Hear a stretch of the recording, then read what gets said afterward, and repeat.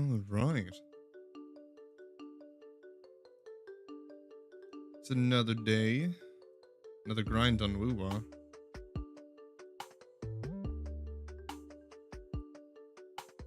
I was debating on what to play today because I don't have any intention of doing Hollow Knight right now. So I'm like, well, I have something planned for tomorrow, and I'll leave it a surprise, but there is a disturbance in the brain cells coming this Friday.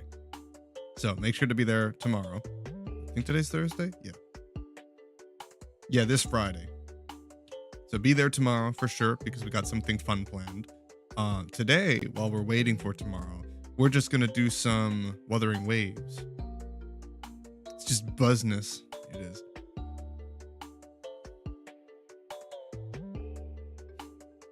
Okay.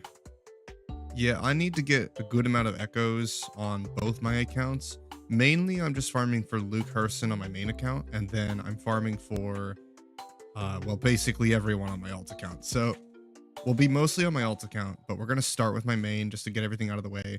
I think monthly also reset already. I'm not sure. I'll have to go check. There's still a chance that I get Sigrika on my main account. There's still 6 days left on it, so it's entirely possible that I do pull her somewhere along the way. It could happen. I'm hoping it does. There is no guarantee. I don't think I lost the last 50-50. No, because I got Luke Herson last time, so, and I haven't failed on my main account yet. Let me look real quick. Yeah, I have her banner at what right now? Let's see. Her banner's at 10 around on pages, which means so about 50. So another 10 pull, I'll be in soft pity range. So it's somewhat possible that I could get her. I still have a little bit left on the event, so we're definitely going to do that today too. The rhythm game version, you know. There's a little bit of that, and then there was a new event that they put out with the latest patch. So I still have some stuff that I could do. So we're not out of luck yet. It's entirely possible that I get enough pulls to pull it. So we're just hoping that I do. If I don't, that's unfortunate. I'll have to wait until they put out another arrow DPS. And all of them are already gone on rotation. The best ones are already on rotation. So, like, we just saw Yuno, and I failed twice on Yuno, which was crazy on both accounts. And then I tried to pull for Gion in the past. I failed that too. Let's see. I pulled for Cardathea, failed that. I failed every single arrow banner I've pulled on, except for Chacona. But every single main arrow DPS that I've pulled on, I've failed. For some reason, my main account is just allergic to arrow. It is, and I have Chacona. I have the best sub DPS for an arrow damage team. I have great supports lined up for them as well. Gosh, Rover, jeez. I have great characters lined up for them too. Like, it's ridiculous, dude. Here's my Chacona, by the way. 2295 on attack, 72.1 over 235. Because I've got her on the phase homogenizer. Jeez, English. Phasic homogenizer, which kind of cracked with the setup that I'm running, Moonlit Clouds. I could be running her on an arrow set, but I don't have an arrow team, so it doesn't make sense to run an arrow set on her. But like, I've been just waiting to get an arrow character for her, and it sucks because every other arrow character I have is sub DPS. I could go for Jianshin, but like, she's not that great, you know, and she's kind of better as a support. I want to build her as support. Playing use of all the elf ears you got? What do you mean? The divinity may foresee the future of the world. But what? Because you just like her elf ears? Yeah, she's cute. I like her. But I'm gonna drink till I reboot. Like, am I just not allowed to have a main DPS? The worst part is I pulled Sigrika on my alt account. Wu-Wah's just making fun of me at this point. I got Sigrika on my alt, but for some fucking reason I can't pull her on my main. It's It's ridiculous, dude. All right, there's 3 pulls right there. Ooh, crescendo's up. Let's do that. What do I need most right now? I need shell credits. I'm actually out of money. Let's go do shell credits.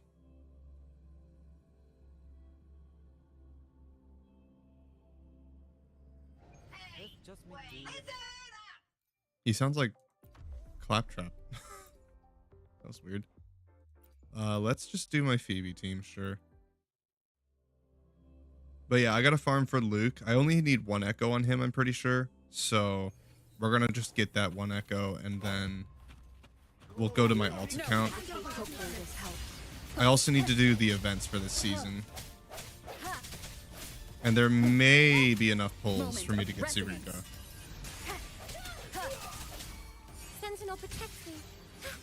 I mean, if I fail on Sigrika, I'm just gonna save for Lucilla.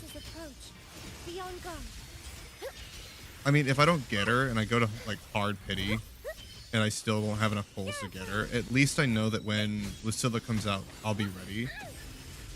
I'm hoping it doesn't come to that though.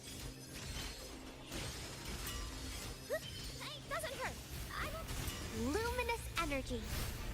The fruit of evolution. I do want Lucilla too, and I know that she's not coming out for a while. The only thing is, if you guys don't know, Cyberpunk Edgerunner is doing a collab with Wuthering Waves in, I think 3.4 was where it was confirmed. I don't know the details on that. I don't know if they're going to be a purchase character. My guess is purchase, or if they're just going to be in the game.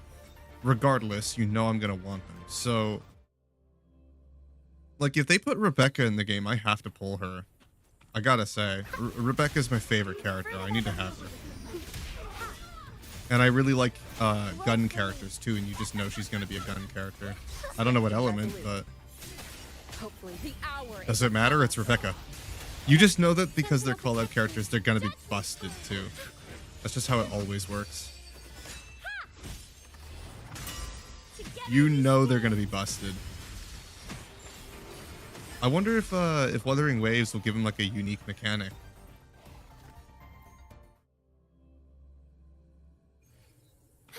I don't know, but I'm curious. I can't wait for it. It's gonna be a while from now though, so it does give me plenty of time to save pulls for them. I want Sigrika because it would be really, really good for my main account. But because the collab's on the way, I'm not sure, man. There's so many good like things to pull for. I might just like hardcore save for the collab by like at this point. I might just wait. I mean, I'm gonna take her to soft pity. Whatever pulls I have, I'm gonna try and go for Sigrika. If I fail the 50-50, I think here's the plan. I think this is the plan. So the collab for Edgerunner is coming out in 3.4. Which is 2 patches from here. So that's like 2 to 3 months of pulls that I can save up from all the various events. They're probably going to drop some big pulls too when the event comes around. So there's plenty of time for me to save and keep getting my login rewards before then. I'm going to do another 10 pull on Sigrika. If I get Sigrika, fantastic. If I fail Sigrika or I don't get her, I will save whatever pity I have or save the guarantee for the next character for the collab. The only thing is I also don't know when Lucilla's coming out, and she's one of my most wanted characters right now. So, we'll just have to figure it out. I want the collab more, obviously. If I have to miss Lucilla just so I can get Edgerunner characters in Wuwa, oh yeah. She'll understand. She'll get it.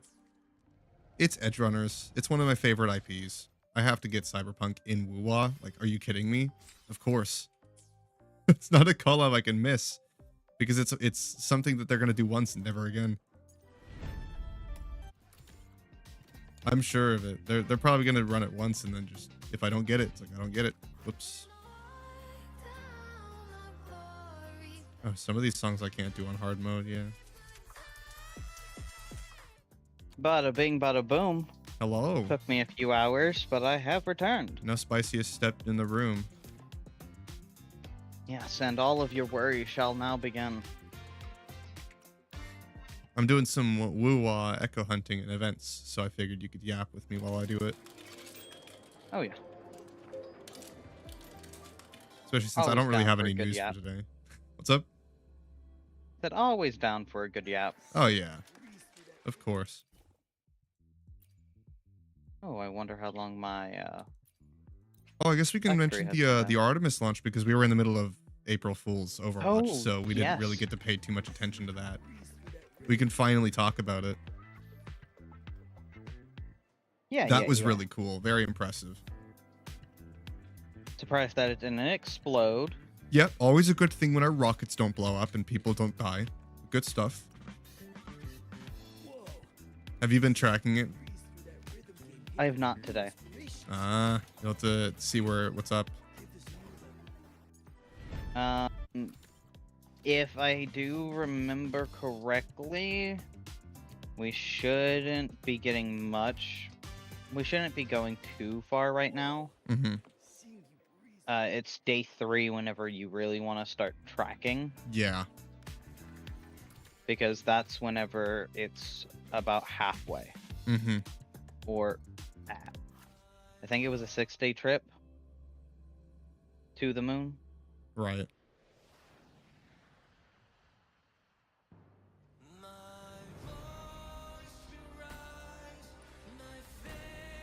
If I remember correctly. No guarantees that I do.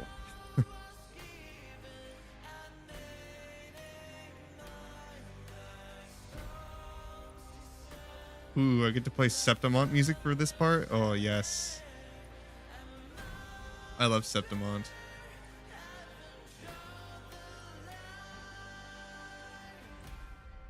Very happy I got Augusta.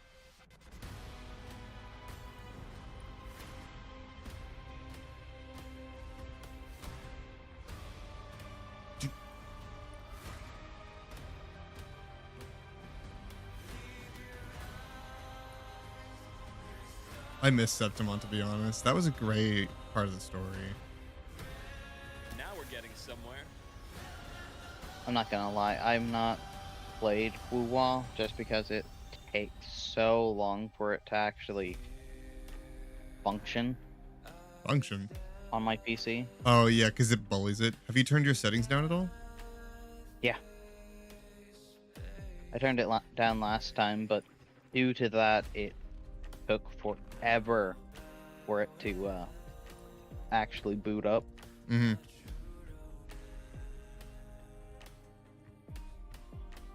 You just went and played something else instead. Impatient. It does take a hot minute. Even on my rig, it does. Well, That's why it's it's like the just first like thing I load before I stream. I was trying to reduce RAM usage for my Minecraft Vault Hunters mod pack. Now we're getting somewhere. Couldn't figure it out.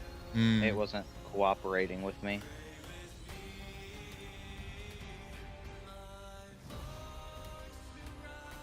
Have to come back to it at some point.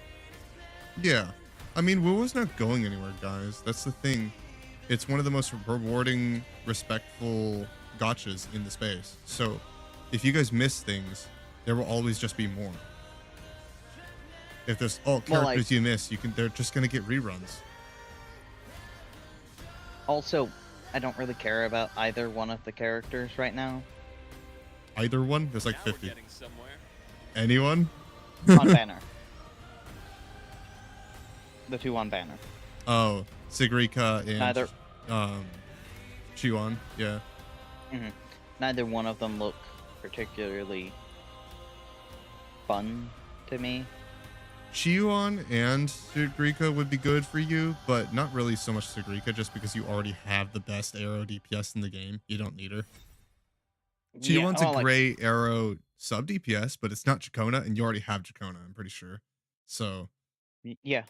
I have literally the best team to do anything in the game. Yeah, it's like that's kind of why you pulled it, because now you don't have to worry about getting good characters. You're solid. Yeah, and really all I'm looking for is not arrow team. I'm wanting a any of the other class teams. Mm-hmm. And like I saw what's her name on there, and she looked entertaining, but I didn't want to pull for her because, well, eh. I mean, just wait for the Edge Runner collab. That'll be cool. They'll Yeah. probably have completely new kits because it's not skins, it's playable characters. And I imagine they're just going to be on the banner like any other character. Or like there'll be like a collab banner. I don't know any of the details other than that it is confirmed. I thought it was a rumor at first because I'm like, that's too coincidental, right? My favorite gacha game collabing with my favorite IP. Mm-hmm. I'll illuminate the rewards. Yeah. Coincidence? I think the fuck not. Exactly. I'm like, this is too good to be true. No, it's not. They actually confirmed it.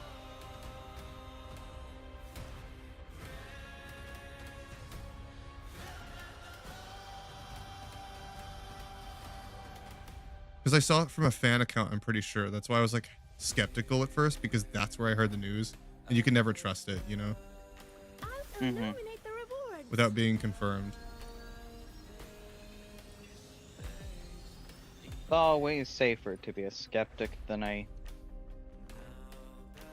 Mindless believer. believer. Yeah. Yeah.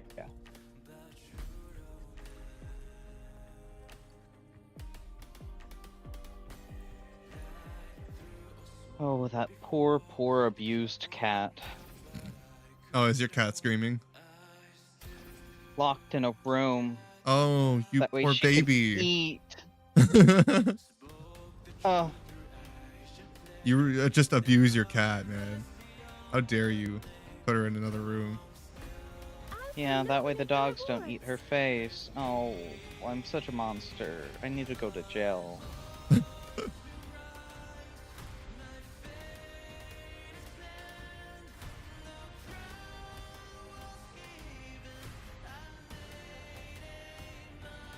Hey, Somebody get the handcuffs. the fuzzy ones or the normal ones? The normal ones. We don't talk about the fuzzy ones.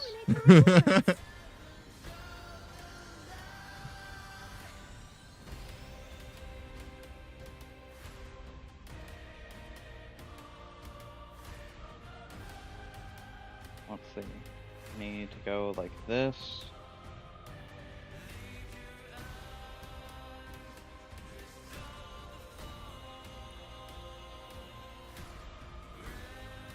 I'll illuminate I'm the surprised they rewards. didn't get an award for music, honestly. Like, the voice acting is good, but I think the music's even better. Wuha music is insanely good. Like, I don't know why they didn't get an award for that. I mean, they probably did, and I just didn't look.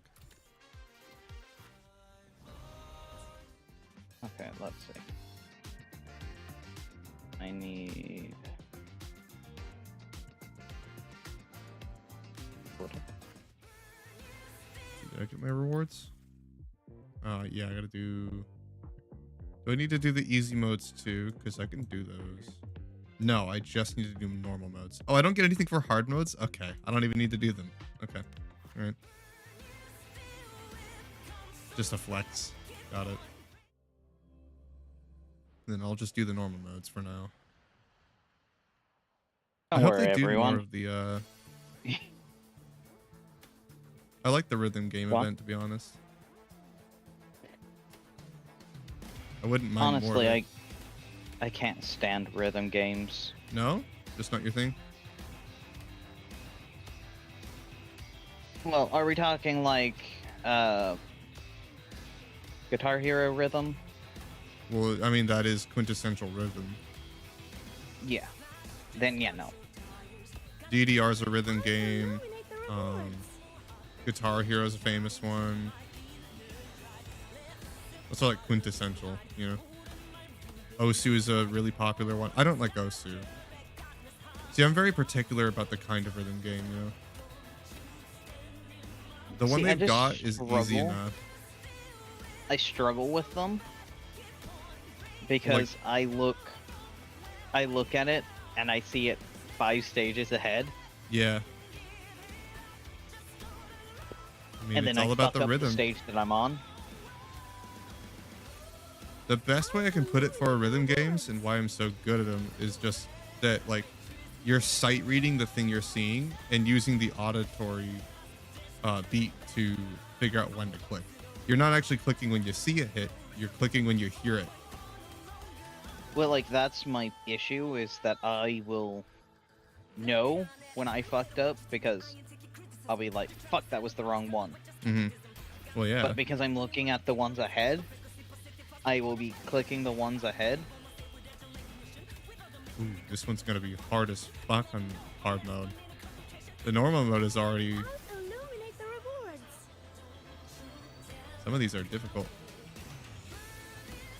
I mean, though it's obviously not a priority for Wuwa. It's just a mini game, so that it's gonna be easy enough. That's why I'm like, I like it because it's not difficult, you know. And also their music is good.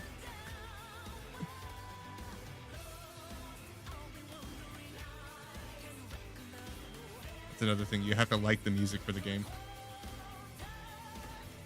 And a lot of rhythm games have like a theme of music they like. Obviously, the Miku ones are Miku oriented. And I don't really like Miku or Vocaloid in general, so obviously I'm not gonna like that one. Guitar Hero is good. It's rock. Like I like rock. I like metal, so obviously I'm gonna like the selection.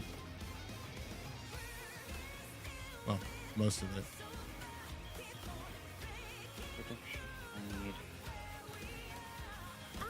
I mean, who doesn't like One by Metallica? Me. Me too, when I get to 80% and then they hit me with the solo and it's wrecks me every time.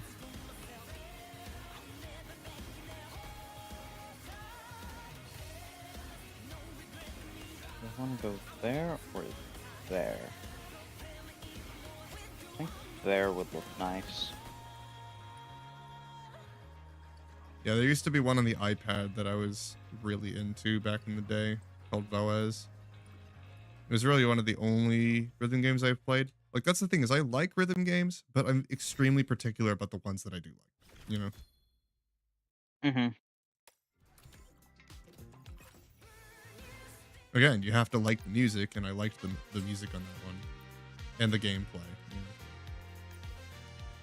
There's different types, because Guitar Hero and, like, Osu are nothing alike at all. They don't share anything in common besides genre.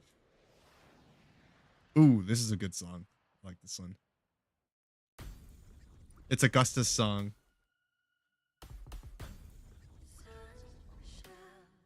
Caesar? No, Augusta.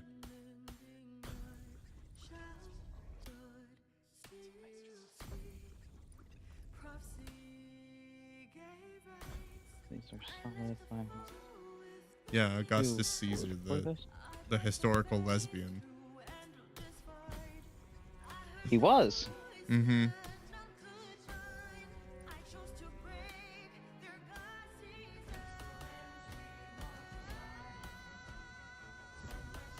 I mean, Illuminate the rewards. the Mediterraneans were all a little fruity.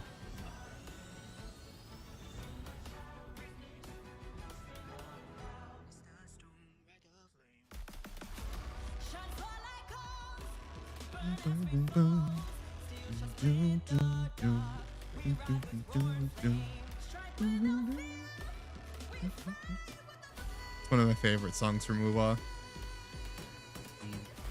2 more? I'll illuminate the rewards.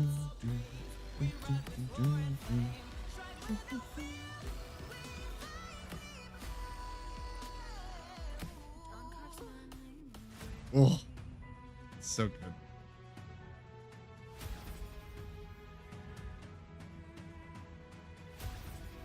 Oh, I shouldn't have connected that yet. I had someone talking to me about how he didn't like how Wuwa just takes other games and other IPs and uses it for its mini games, and I'm like, okay, what kind of gacha games do you play?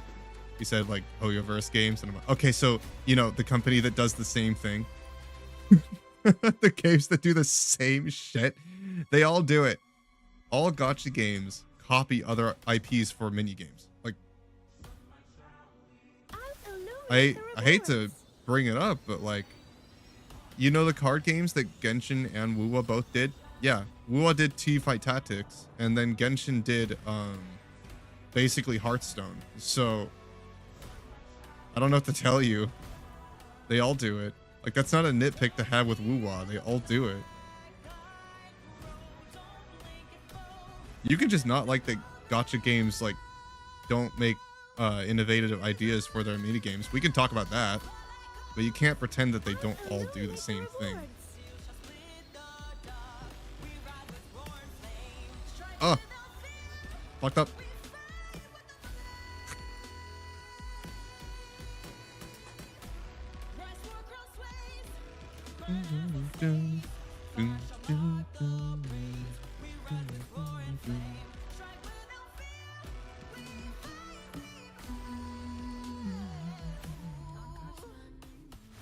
Good enough. Good enough. This one would be rough on hard mode just because of how long the song is. I'll illuminate the rewards.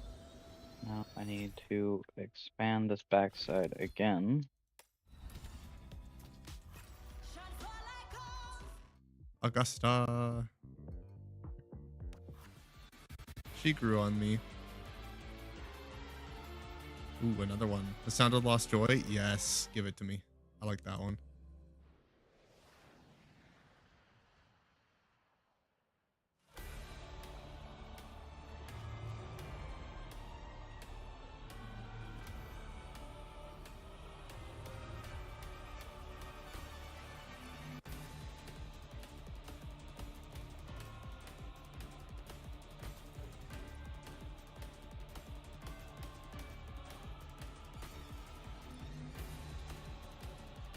I'll illuminate the rewards. Oh. Oh, fuck it up. It's a fast song.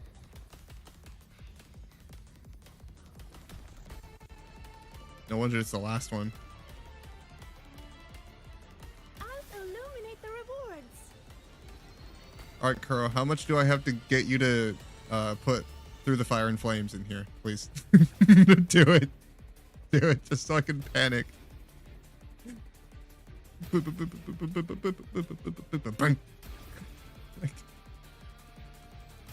Yeah, my sister did that on hard mode. I couldn't even get anywhere close. She did it once and then never gunned. And I'm like, okay. Yeah, fair enough. She was just impressed that she did it once. Yeah, I could never. I don't know what came over her that day. I watched her do it. I'll illuminate the rewards. He went through the fire and the flames. She did. She embraced the fire. She let it burn. It was pretty impressive. She barely went into the red at all. And I'm like, that was just the icing on the cake. She didn't just beat it. She didn't struggle.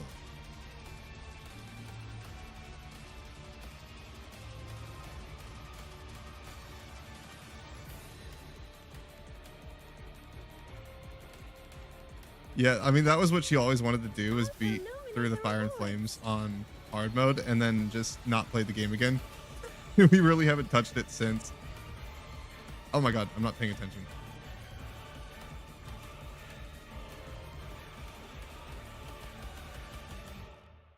I just completely like zoned out there. I still got SS though. Oh my lord. What fun. 20. See, final step and Shurika needs to be done too. I don't know these songs because they're part of a collab.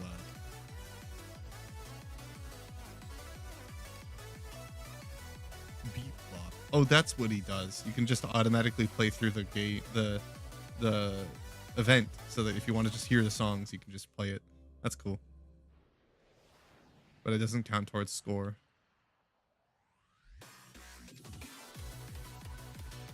Ooh. That's some EDM.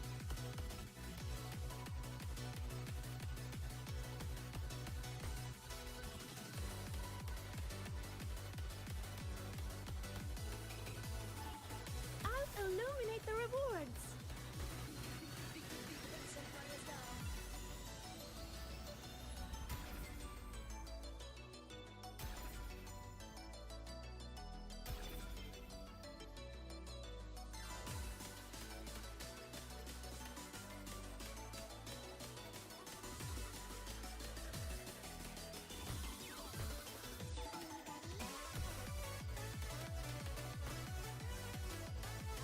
I'll illuminate the rewards.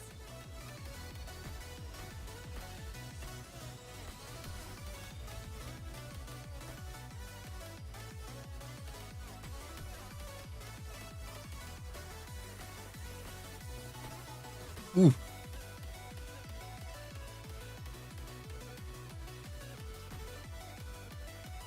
I'll illuminate the rewards.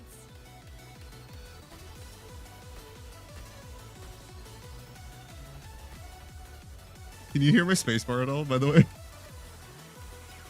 When I'm tapping it sometimes? No, I can't. No? Okay. Because sometimes I notice that like last night when I'm hitting the key hard enough, the mic will pick it up, but I guess it's too quiet for you to hear it. Yeah. It's just loud enough for the mic to pick it up though, which is funny. When I'm slamming it. I'll illuminate the rewards. Ooh.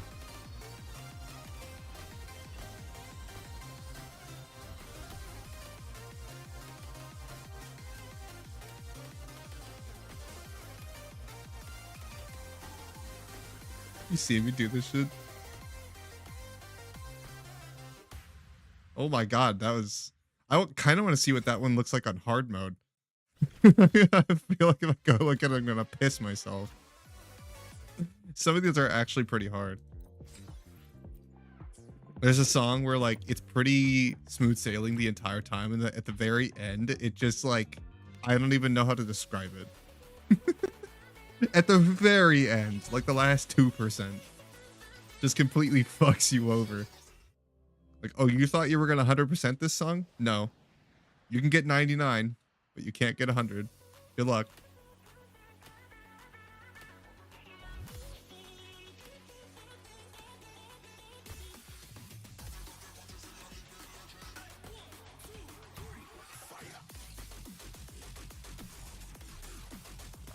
Yeah, I wouldn't mind this being a permanent event, not gonna lie.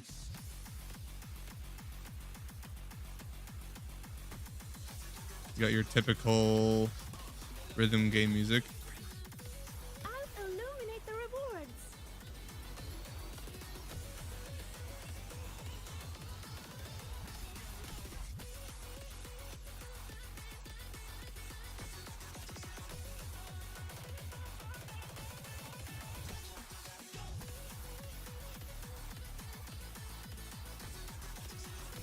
Were you ever into Yu-Gi-Oh! Spicy? Did you ever play like Magic, Yu-Gi-Oh! Or Pokemon? Any of like the big three? I did play Magic. Oh, really? Mhm. I've Give never me played 1 it. second though. Okay. I have to send a message to boyfriend. Oh.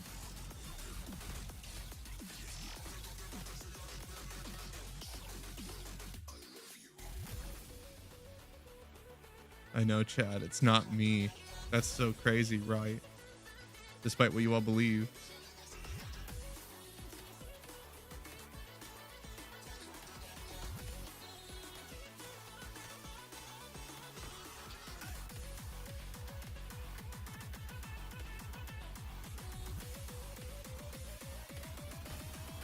I'll illuminate the rewards.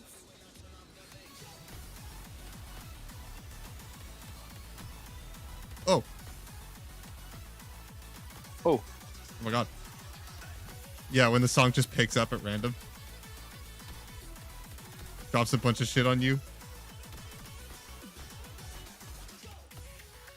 That's what I mean. Is that the entire song was easy, and then they just randomly drop it on me. And then it wasn't anymore. And then it wasn't, and now we're here. Oh my god.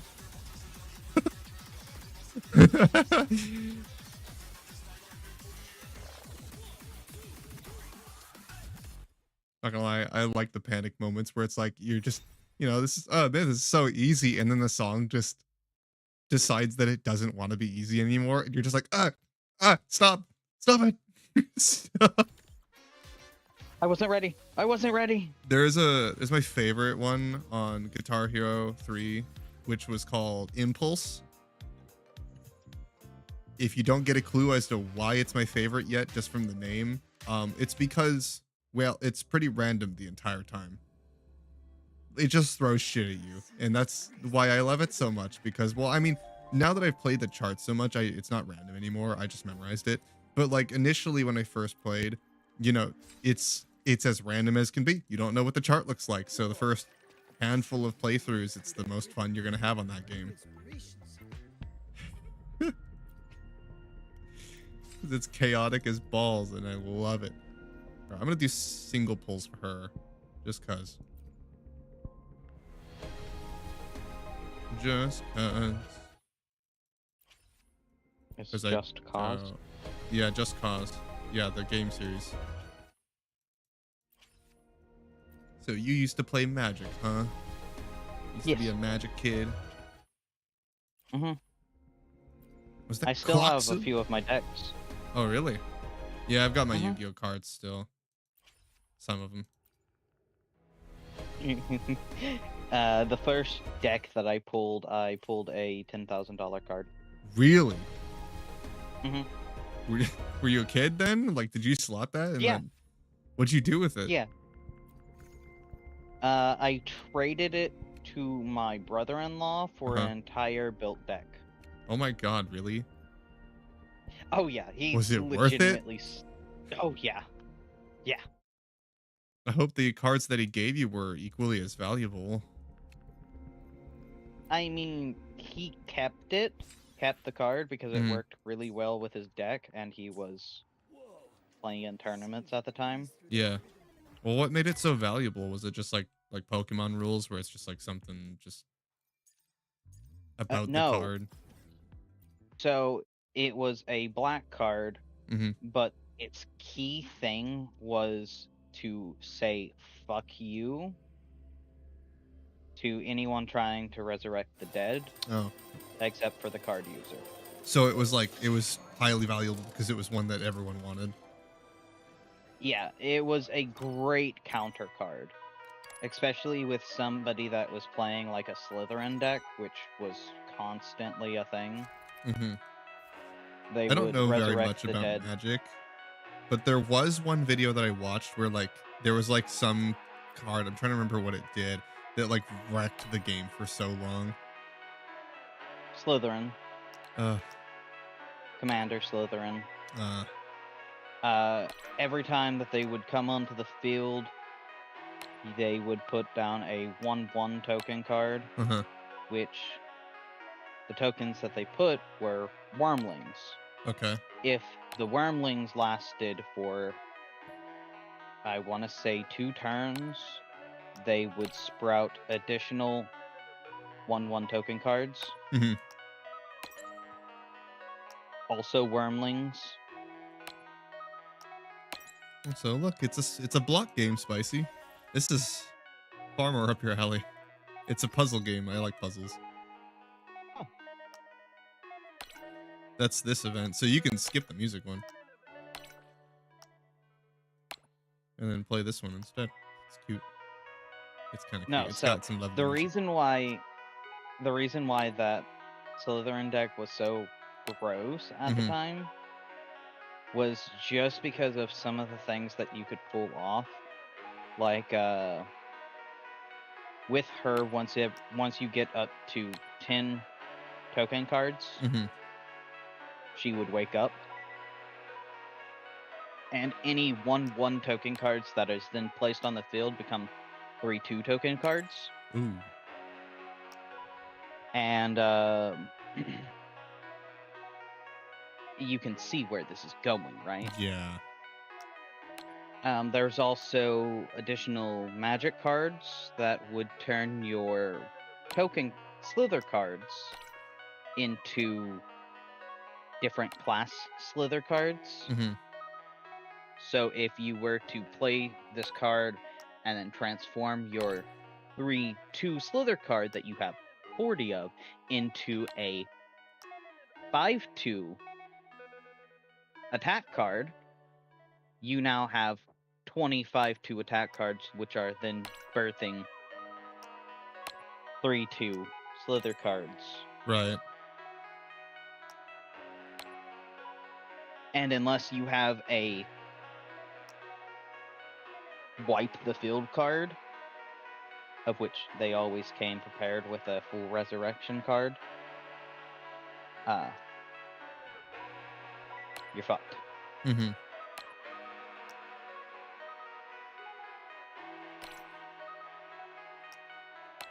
Beyond fucked, actually. That was one of the situations of, hope you don't like playing the game anymore because I win. Completely valid in tournament, too. Mm-hmm. Let's all look up the card deck that I know. Like there was one specific card that like defined basically the entire game. Everything. Yeah, and there's been multiples. So that's why I'm like, I mean, every card game has phases like that where they release something and it's like, oh, accidentally just destroyed the game for a Oh. year. Yeah. Didn't mean to do that, guys. Sorry. Mhm.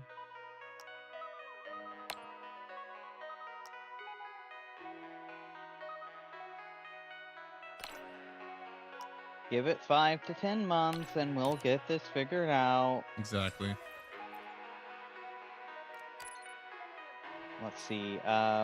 Right now the meta in Magic is, I want to say, the dog deck Mm-hmm. because Dog it's deck. adorable.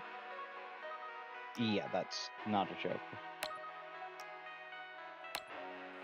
Dog deck. Mm-hmm. No one can resist the dog.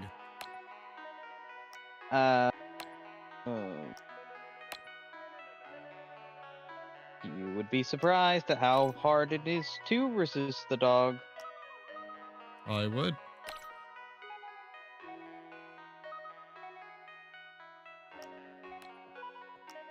I'm not producing enough biomass for this. I think I might not be. Oh no, it just hasn't started yet. Okay, here it comes.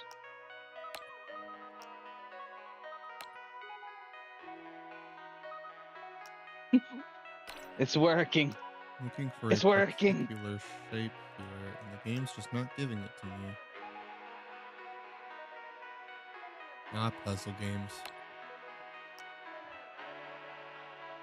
Oh, did you look into that bot game that I showed you? Bot game? Yeah. What? Fuck. The puzzle game. Oh, yeah, I remember which one. I don't remember Yeah. the name of it though. Yeah, I've seen it. It didn't look too interesting to me. Bad. Yeah. It happens. Talos Principle. Yeah, Talos Principle. Because I was totally down to play that with you. If I were more into puzzles, it probably would be my speed. But there's a certain level of puzzles that I can deal with, you know, and enjoy. Yeah. Like this, like it's like micro puzzle thing. Just this little moment where I'm just doing a puzzle and woo-wah. Don't mind it at all, you know. Yeah. Sad. Fine. It's fine. He's not sad at all that I'm not playing a game with him. Okay. I'll get over it. Hey, I'm not sad at all that everyone who started playing Woo-wah with me isn't playing Woo-wah. I'm not complaining about it.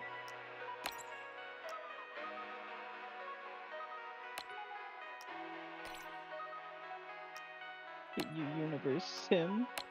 You won't even think about playing my game. Because Universe Sim is awesome. You can't even say it's not. You could only be half mad because he's like, yeah, you're right. It is pretty awesome. It is a really fun game. It is really fun. If only the developers weren't shit at their job. Yeah. They did take on a Would- very big project, at least. Oh, did you actually do some looking into it? No, it's just that game's development, I could imagine, is not the easiest thing in the world. Just Well, like, from did my you look very at- limited information on game development. Yeah. Well, like... Okay, fuck you, game. I mean, I could just take a look at the game and imagine it was not easy to make. You know what I mean? Like No Man's Sky. You can imagine that game is probably hell on earth to code. But is it a damn good game? Oh, yeah. Fucking great game. Love No Man's Sky.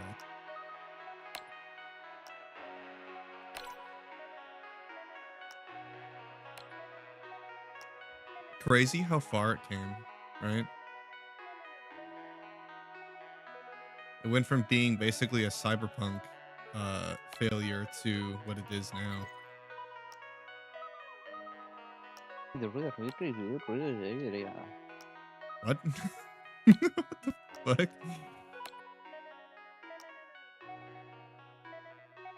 The robot was talking too slow. Oh. So you decided to just do that?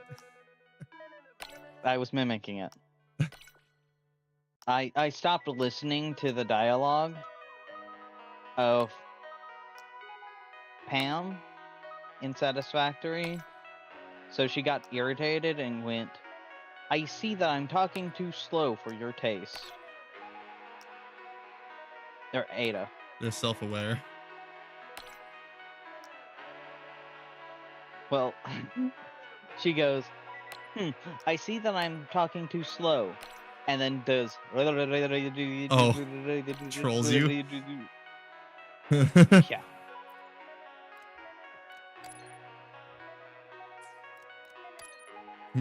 Fuck, I love Ada.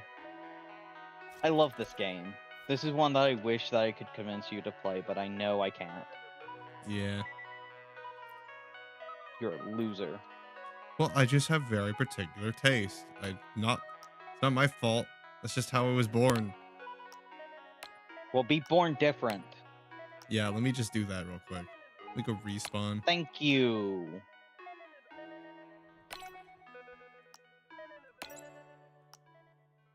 I mean, It's I'm like a asking the VTuber. impossible. I was pretty born different. I was born pretty different already. I'm a VTuber. How much more different can I be?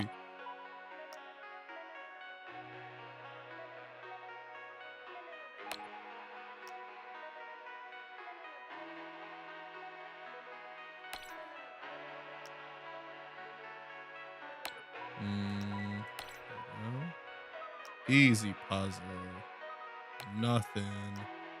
You're nothing. Nothing. Nothing. Trash talking a puzzle.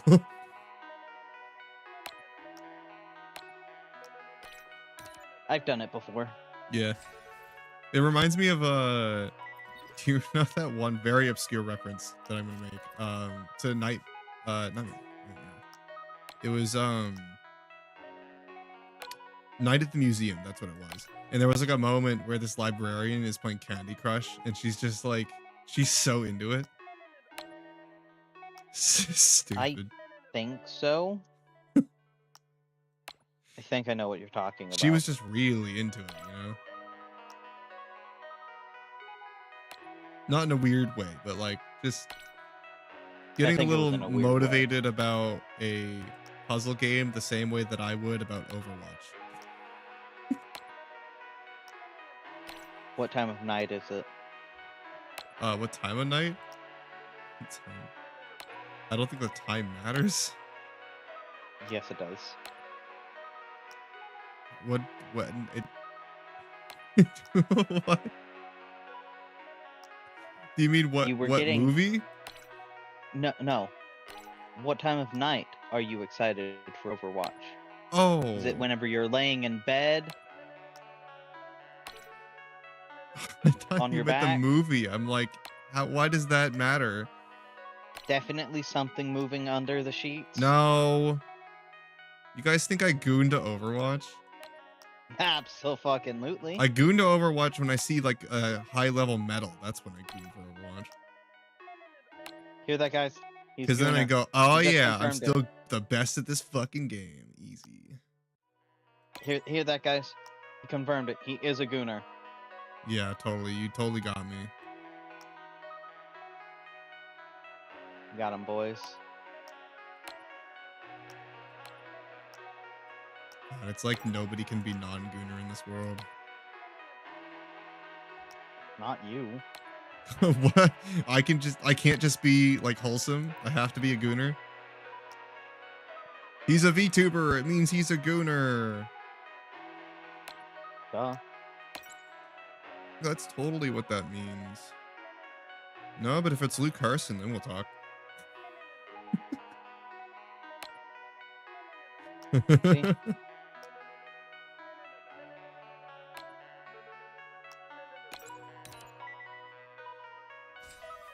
Almost failed that puzzle. I was thinking about Luke Carson.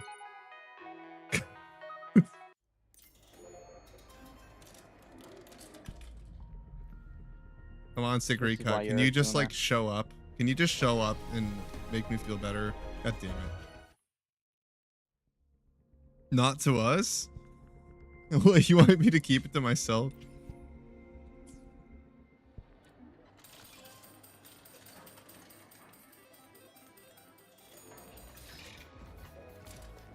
That's 5. 7? What is this? Have I done this one? I did not do this event. Look at that. All these events that I didn't do. All these polls that I just don't have. Me. Just don't lie? I'm not lying. Why does everyone have to be a gooner? It's like, why does every male VTuber need to be a femboy? Or some Genshin daddy? It's like, there's no in between. Everyone must fall into some kind of, like, group. 3, 5, 6, 7. No one can be wholesome and normal. Like, is it just impossible? Again, not you. What is We know this? you.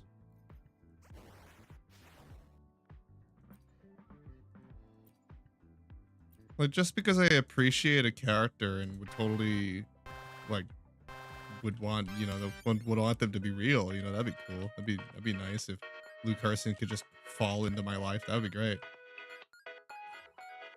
Doesn't mean that I'm a gooner. You can appreciate a character in a game and not goon for them. It's entirely possible. No.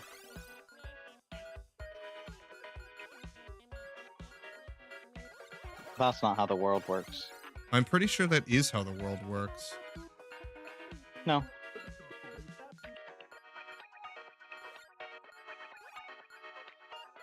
You're lying to us now. Uh-huh.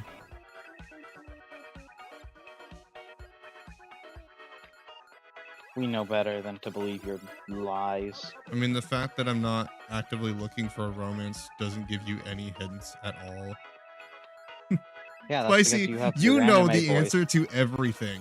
You know me better than I anyone. do. You're the reason why they believe all this shit. It's because you make them think it. They're like, oh, Spicy's the professional. He's one of his two best friends. He would know him better than everybody. I do know all the answers. Why do I want to go to another path? Because I'm not a fucking gooner and I'm not a femboy. I'm not judging people for being one. It's not like I'm afraid to be one. It's just that I'm not one. I think it would be an insult to femboys for me to be a femboy. Give it a few years. He will eventually transition into I femboyism. think that I would be insulting as a femboy to the rest of the femboys because some of them actually do it very well.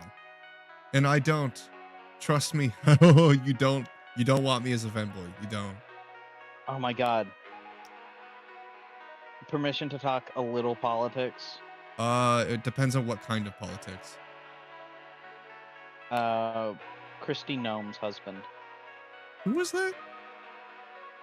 Oh, I already forgot about it. Former I swear former I know that Secretary name. of State, or she was Defense or Homeland Security, something. She was the head of something in Trump's office. Something important. Yeah. Okay, I guess go, and I'll just tell you if there's a red light. Did you hear that her husband was found cross-dressing, Really? and now she's getting a divorce because of it? Because he was Cross-dressing on cross-dressing? cameras. Oh. Cross-dressing on camera. For I mean, other men. there's not technically anything wrong with cross-dressing. No. But it, for her and the platform that she was with, it kind of nuked her political career, I especially guess. after.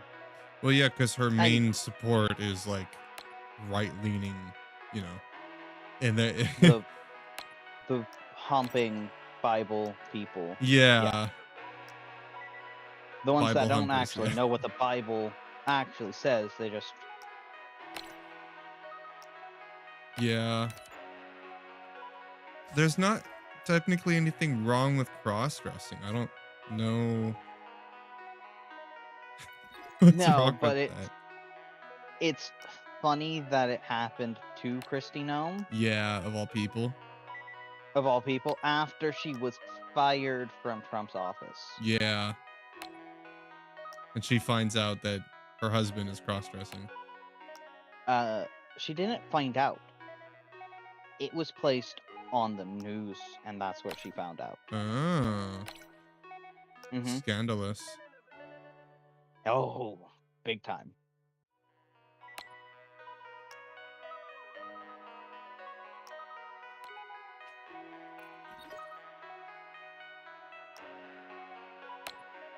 I think I screwed myself here. Let's see. No, Hey, maybe I that's the didn't. exact same thing that Christy Nome is saying.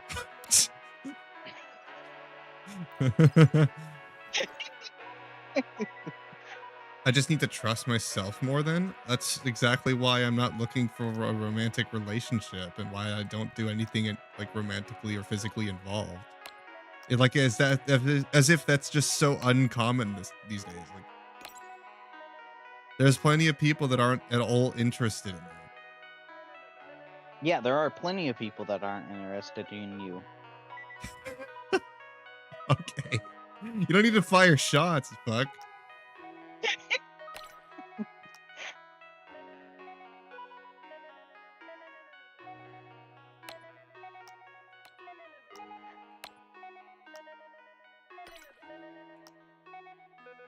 If I wasn't firing shots, what type of friend would I be?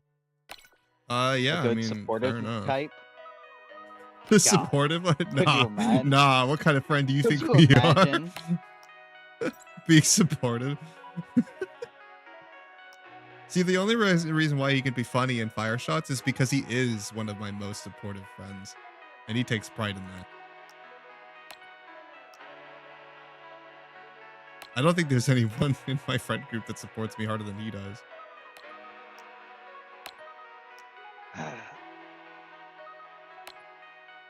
Yeah? Did I just stroke your dick, you know?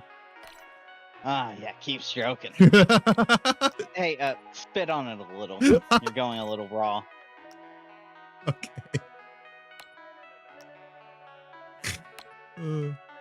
I wonder why people think we're gay. I don't know. It's such a phenomenon, dude. I don't know why so many people think we're gay. I think it's your accent. Yeah, it might be.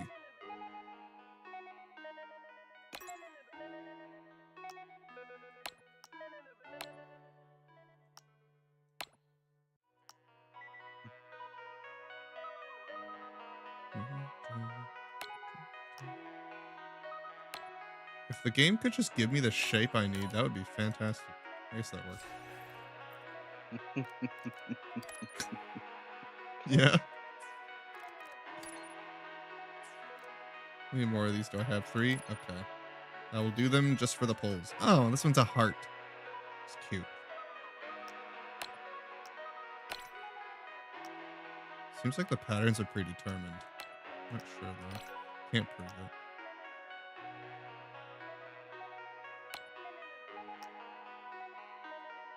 The shapes. The shapes. The shapes, They all not the come to the same shapes. shapes. Sounds like people like freaking out over Balatro. Were you one of those people? Did you play Balatro? I did not. Okay, I was gonna say because you seem like the type who would have been part of that Balatro craze. I thought about it, but decided not to do it. Yeah.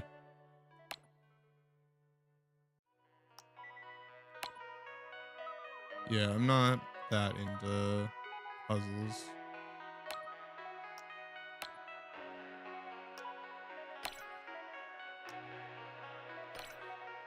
Puzzles are cool, but I've never been a big puzzle person, which sucks because my family is full of puzzle people. They're all super puzzle people.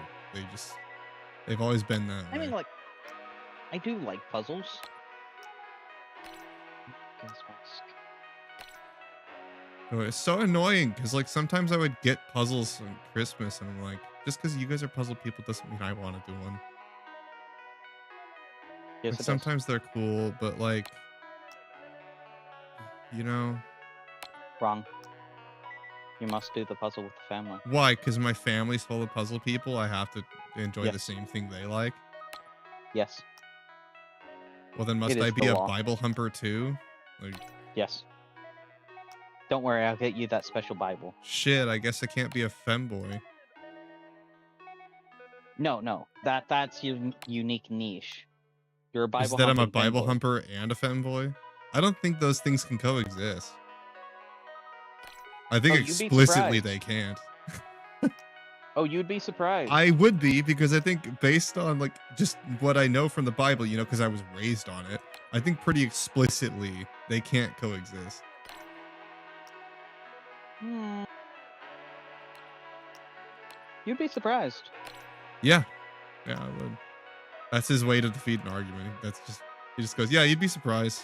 Not that I would know anything about it or be an expert, but you know, you'd be surprised. Well, I mean, keep in mind on where I live. That's true. Yeah. Yeah, but I went to private school for like 6 years. I had a course specifically in school for theology. Ooh, super Dang. fun.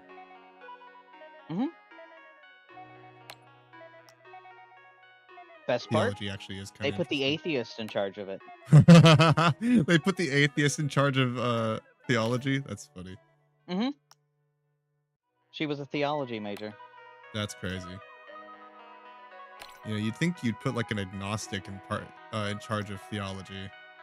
No. See, that's actually the funny thing. Most theology majors go one of two routes. Either they're all in and they join a church and drop their theology major, or they become an atheist. There is no middle ground. There's no middle ground.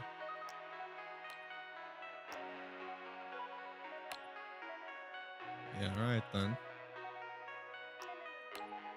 In the game, just give me the shape I need. That would be great. No.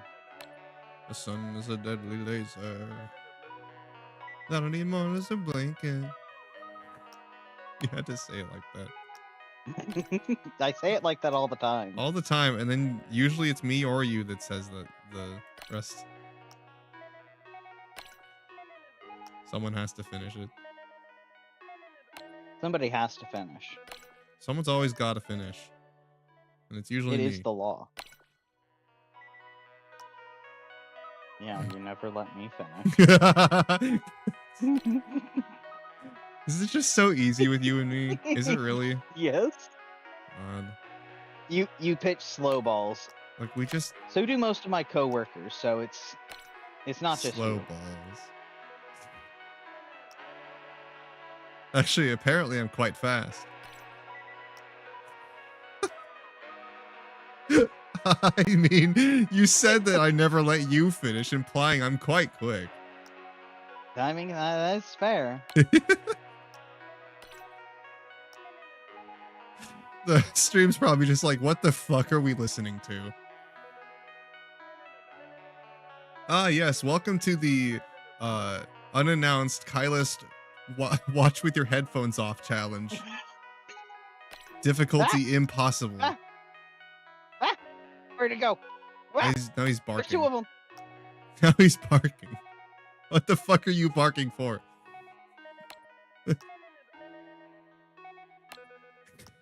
Away from me. It's never a normal day with Spicy around. Sorry, I was walking in the forest and got jumped by 2 spiders. I see. Yeah, proper reaction, because Giant I would spiders. probably start barking too.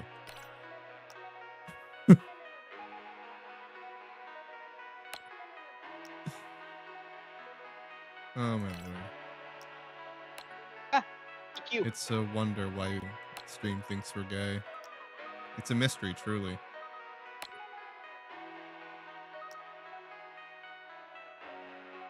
Oh no, stream doesn't have to think I'm gay. They know it. I'm quite open about They it. just want to believe that I am. They know that you are too. They don't. That's the thing. You can't prove a damn thing. We can only prove that you're gay because you've got a boyfriend. They just want to believe that I'm closeted or some shit. I don't know. I mean, if I actually were gay legitimately, I probably would have already asked Spicy out. Like, no joke. I mean, who else is there? And like, he's honestly the best option that I probably could bump into. No offense, but I probably would have turned you down. Yeah, and he probably would have turned me down. And I'd be totally okay with that. It's not you. No, it's not. But it is totally you. I have better options. The bromance is real and beautiful. That's the lovely thing, is that I'm not gay, but if I were, I'd probably be gay for Spicy. And he'd probably turn me down. So you were dating before I even met you anyway. So yeah. Like, you would have to, even if you were to say yeah.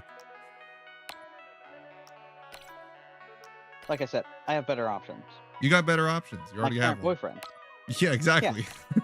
It's not me.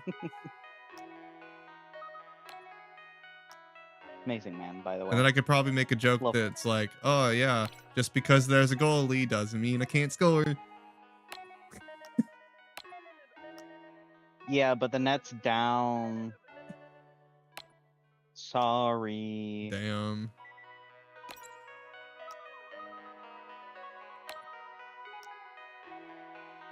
The bromance is real.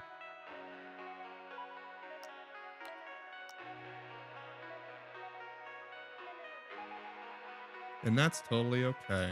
Because would we ever actually date? Probably not. Ever. No. You live too far. Don't do that joke. I'm a needy...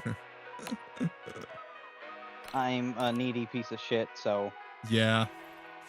We probably would have started and then just, like, you know what? Yeah, we're better as friends.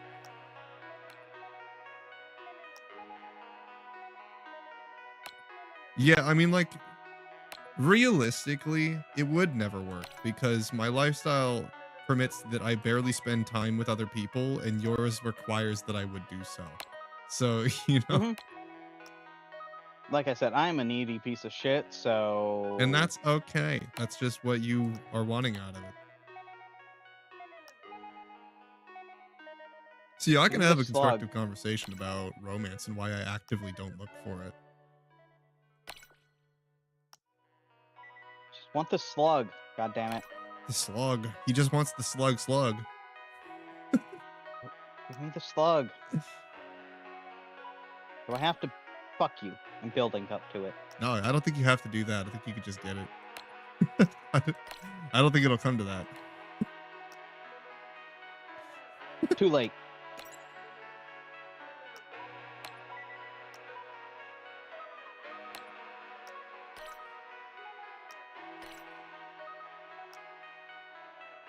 goddamn slug.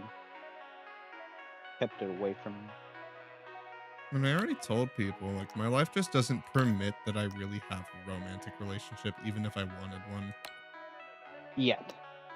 Yet. If I got to a point where like I have time to just do shit because I can, like if I got so successful in my streaming that much of the work is done by people I pay to do it, then like, like just be like every other streamer. If I got to that point, then I would have plenty of time to just do shit because I can. And at that point, then I wouldn't, my job wouldn't be so demanding, and I could go looking for something like that. But see, because I have very little time to myself, I have even less time for other people. And if I want to have friendships, I kind of need to have the little time that I do have and spend it with them. Like, Much less even like a partnership, which yeah, I know I'm not alone in the fact of wanting and needing attention from my partner.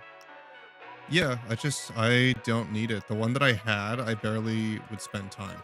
And that was why it failed, was because the kind of life that she wanted out of partner was not one that I could provide. And it wasn't that we were incompatible completely. It's just that like she just had different things she wanted. Priorities. Yeah, different priorities. People get into relationships for different reasons, and not everyone needs the same amount of attention. Some people just want the companionship, and I realized companionship is something I can get out of friendships. Why do I need a romance? I demand cuddles too often. Like, I don't need the physical intimacy, so then why do I even need a partner? Part of the reason why people get relationships like that is because of the deeper connection or the physical intimacy. And it's like, I don't need either one. So why would I date someone? I would just be giving up what time I have to spend with someone I don't want to spend it with. Like, I mean, I had the perfect partner back then, but it didn't work out. So it was like, you start to think about that sort of thing where it's like, wow, this was like literally the thing that I needed most. Why doesn't it work? Well, it's not because either person was bad or there was any necessarily toxicity between the two people. It's just that we're completely different, and our motivations or needs out of a partnership are not the same thing.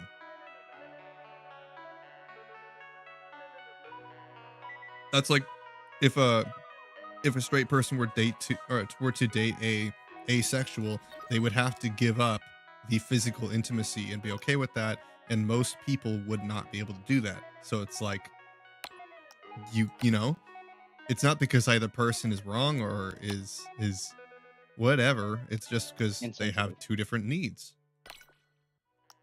They just have different needs.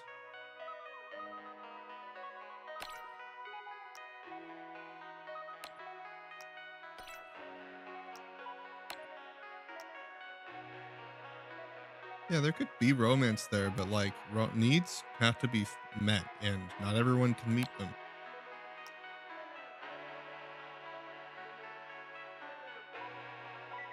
Ugh.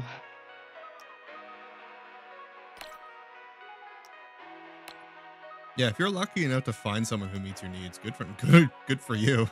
I mean, damn. You have something that most people will spend their entire lives wanting but never getting.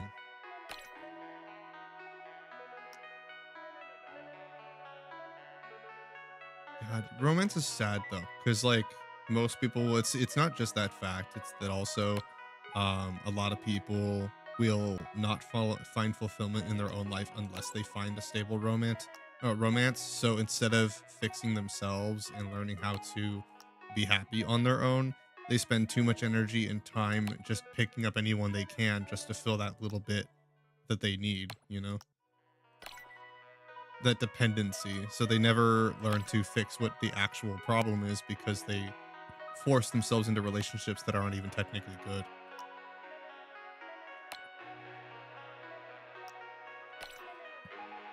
Well, that's not entirely true. Not for everyone, no, but that doesn't mean that it's any less true. True.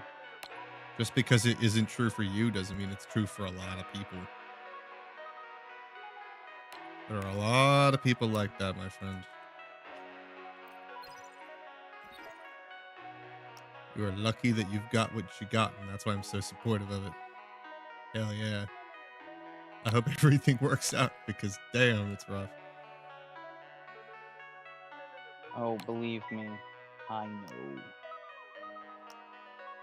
Dating pool right now is fucked, bro. Not that I would know, but just from what I've heard from other people. Oh, dating is fucked. It is more of a good idea now than ever to just learn how to be on your own because you probably will be. Let's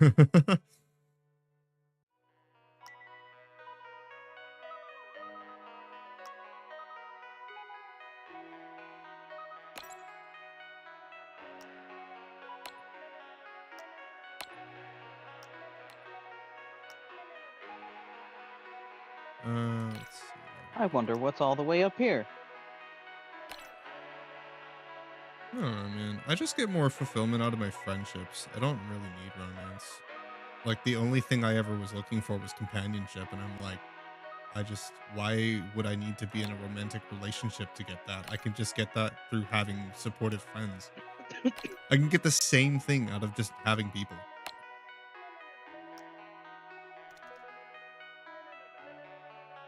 Doesn't make sense. Dating, what does that mean? Looking for a partner because I don't believe you look for love.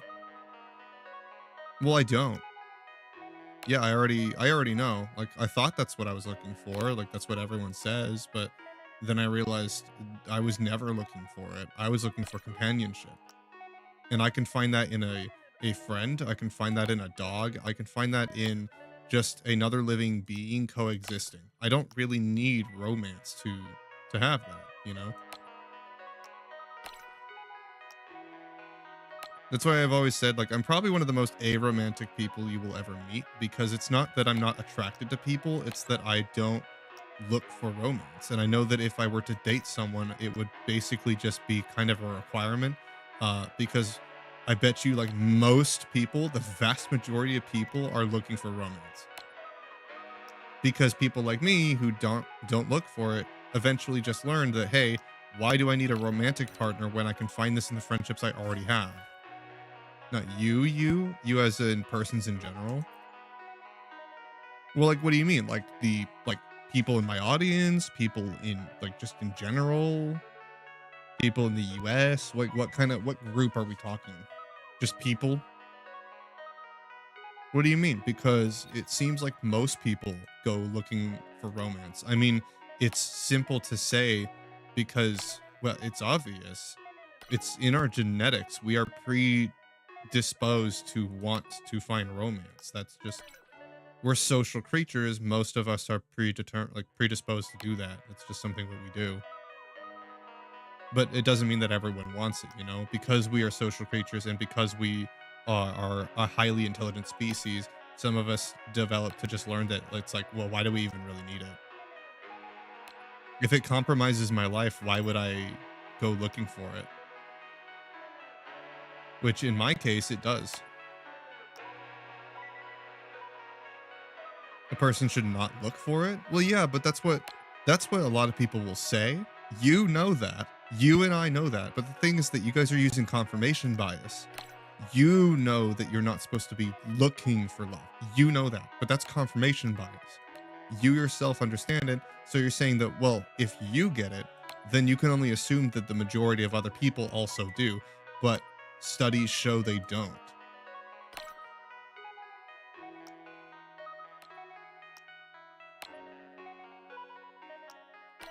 Studies show that most people look for romantic relationships because I mean just look at here's one statistic, go look at dating apps, look at how many people use them. It's like it's a burning fire, bro. Everyone uses them. It's like even though they know that it's toxic, even though that they're spending money on things that don't make sense, even though they're constantly bouncing from relationship to relationship because it's never going to work, and they're constantly just like ignoring their actual problem, which is dependency and self-fulfillment. They just completely ignore it and they just keep looking for romance where they're not going to find it, but they're so dependent and so desperate for it to fill that gap they just don't know how to fill, that they keep constantly looking for it, and they just never learn. That's actually a lot of people. you and I both know, everyone here knows that you're not supposed to be looking for it. It will just kind of happen. And if it does, then you're conscious enough to know whether it's a good choice or not. And that's up to you. But like Well, I've never told most you how. go ahead. I've never told you how me and my boyfriend got together, have I? Yeah, and you never told me. Oh, How'd you crazy kids meet? so I met him on a dating app, actually. Really? And it just worked Uh-huh. out. No. Okay. So we met back in high school, but I lived like twice as far away from him as I Uh-huh. do now.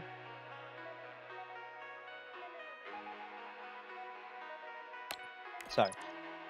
So we dated like a few weeks, Yeah. and then we both had a mutual saying of just like, "Hey, I need more." Okay. So we separated, Okay. and then we started talking like 3 or 4 years ago. Mm-hmm. And actually, he was with somebody at the time. Mm. So he was helping me, you know, have a better dating app. Yeah. My dating app suck ass. So he was actually like actively helping me find a boyfriend. Yeah. Just wingmanning for you, I guess. And then his boyfriend cheated on him. Oh. Oh Yeah. shit. And he was like, well, I've had more chemistry with this guy anyway, so. So you guys just like, well, I mean, we worked better together, so And the main problem of distance was cut in half. yeah, because you guys were closer. Well, legitimately, like, I moved closer. It's not because there's a Like, goalkeeper you can't score. Yeah, no, that's what Spicy did basically. no, I was just a good person, guys. He was just a good person. He's not a homewrecker. I did not try and convince him to break up with his boyfriend. You didn't Actually, sabotage it. it kind of took me off guard whenever he was like, "Hey, I just broke up with my boyfriend. Do you want to go out?" You want to go out? Legitimately, that's how he was. I mean, shit. Yeah, I guess. Hey, as long as things worked out. I've heard crazier stories from you, so it might be surprising to everyone else here, but it ain't surprising to me.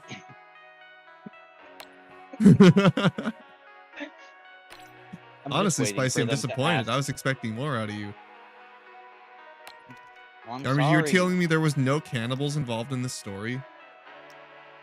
No, that happened like a few years prior to us getting back together. Damn, dude. You gotta up those numbers. Story wasn't wild enough, sorry. You've raised your standard too high. I can't be impressed by Not every story needs to be wild, okay? Every story is wild with you. There's never anything normal with you. Everything is weird. There is plenty of things. No, there's with not. Me. We both know that's horse shit. Nothing is normal with you.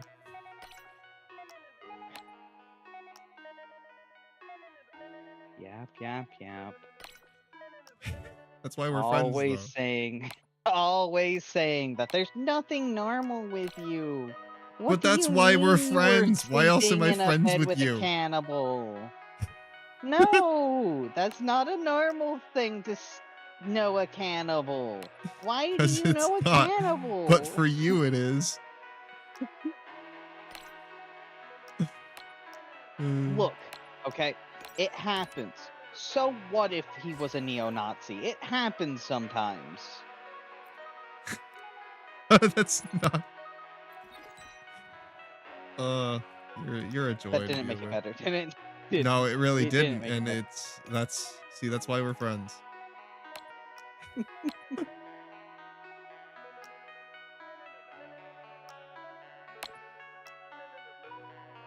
See, I can always count on Spicy to be extra weird and extra spicy. So when I do something abnormal to people, they think that's crazy. But when he does something normal or abnormal, he raises the bar so high that there's nothing I could possibly do that would match it. So to everyone else, now I become that much more normal just because he raises the bar so damn high. And I love it. Because every single week there's a new story with him, and I always get to hear the drama. Look, just because I live a perfectly normal life with Oh, you're so no normal. flair, So normal. it is perfectly normal. I asked one of my coworkers, and they were like, "Yeah, that's normal." Yeah, your coworkers also live in the same state you do, so I don't imagine that they're much Yeah. better. I would be surprised if you guys didn't gossip to each other about shit all the time. Guys, believe me, it is normal. I imagine your workplace is not much or is not much more normal than you are. Like, and you're giggling because you know it's true. So what if there's a shootout in the parking lot every now and then? That's not normal. There's nothing about that that's normal. That is perfectly normal. See, Spicy is my version of like llamas with hats, and that's why he's my favorite friend. Because oh my god, there's nothing normal about him, and that's the best thing about him. That is perfectly normal, guys. Stop No, it's judging. not. It happens. There's nothing weird going on here. Nobody ever has a collection of baby hands, but I wouldn't be surprised if you do. All right. No. However, I did know a girl that did have those baby dolls. Of course, because if it's not you, it's someone else. They were baby doll hands, Oh, not regular yeah. babies. Okay, that's so much Probably. better. She might have upgraded her collection by now. I don't know. I don't She keep might in have touch with her. upgraded. Okay. That's wild. I don't keep in touch with her. What do you want me to say? I love that this is so normal for me to have with you, but Stream has no idea what the fuck we're talking about. Stream is going, what? What? Yeah. They're panicking probably to themselves, or maybe they're so used to us by now that they just kind of expect it. How quick do you think they're getting used to us, honestly? See, I feel like some of them don't believe me. Oh, yeah, and maybe that's the funnier part to they me. don't believe it. Yeah, you're right. I didn't even think about that. That's the funnier part to me. Just, no, he's lying to us. Oh no, all of it's true. Sometimes I'm still bewildered by the fact that it is. I've been best friends with him for like what 5 years, and I'm still surprised sometimes. And then I remind myself, it's Spicy. Oh, it's Spicy. Yeah, that's right. That's right. And then immediately all of that goes away. All of the normal panic that's supposed to set in is completely gone for some reason. And everything just normalizes again. Yep. So when Spicy does something truly way crazy, you just know that like it's on a whole new world compared to most people. It's hard to perceive what normal is in this state. Yeah, because I thought I was abnormal already, and then I was friends with you, and now I learn I'm actually way more normal than I thought. I'm actually so normal it hurts.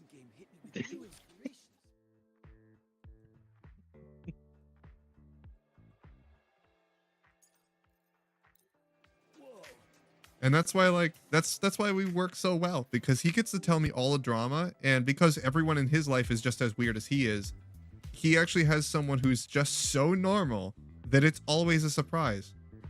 Even when I expect it, it's still wild. Like I might not be surprised, but it's still crazy to hear.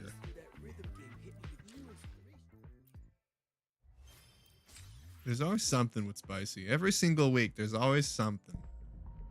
And it's delightful. There's always something fun. He's here to spice going up my on. life. Let me be there for every. Hold on, why is my camera Hey, being look. bugged? A little drama is what makes the world turn around. That's true. I don't have any of it, so you're the little bit of drama in my life that I need. I said trauma. Trauma. Oh, that one. That too. Yeah, I don't have enough of Yeah, that. yeah. Do you want me to give you some? No. I cleanse the Just contamination. kidding, but I don't have enough of that. I got plenty. Drama and spice I could use. Drama is what makes your soul spicy. Mm-hmm. That's what the demons say, at least. Oh, really? Let That what me they be tell there you? for everyone. Yeah. As we head toward our shared future, leaving the past Oh, behind. speaking of, Uh-huh. the neo-Nazis started going after the cops. Oh, really? Yeah, yeah. There was apparently a shootout You at the know, neo-Nazi compound. that's just one of those beliefs where it's like when you learn someone follows that, you just choose not to be friends with them. Sometimes, or for the most part, people get a pass from me. It's like, well, I don't have to agree with what you're believing in. You can believe whatever you want. I don't care.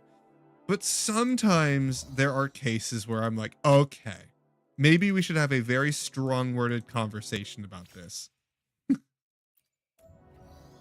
Look, I've known my fair share of neo-Nazis. I'm not even God, that is a surprised. I'm not. That is a statement that I wish I could lie on. Yeah. But sometimes he anyways. wishes he was lying. I've known my fair share of neo-Nazis, and they're not all bad. Yes, 90% of them is bad, but they're not all bad. Yeah, there's mostly bad apples, but it doesn't mean the entire bunch is bad. Maybe you'll find an apple that doesn't have a few worms crawling in it, but it's fine.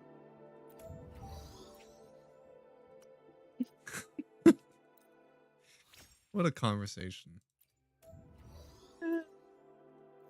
See, no one else is wild enough Oh. to have these conversations. That's why Spicy's so special.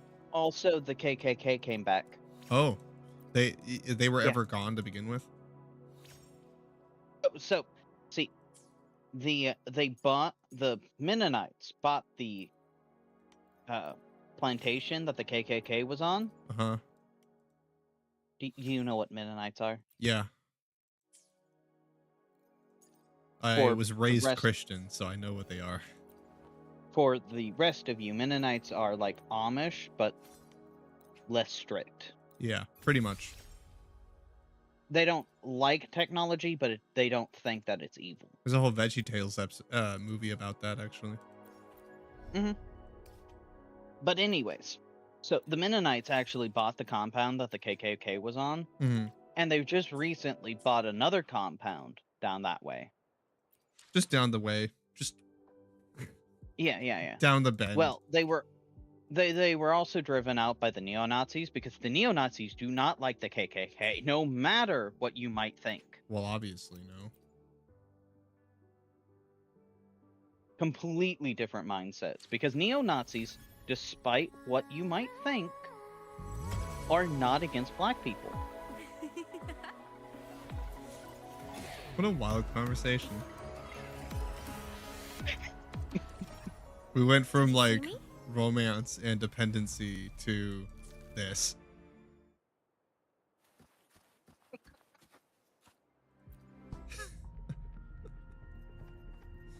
You ever think about thoughts sometimes, Spicy? You ever think about the thoughts that you have? You ever have some No, they metacognition scare moments? me. They scare me, so no, I don't think about those anymore. It's like I used to have metacognition, but I got rid of that because that's the only way I stay sane. No, that scares me. So no, I don't think about Let that me be anymore. there for everyone. As we head Fair toward enough. our shared future, leaving the past behind. Anyways,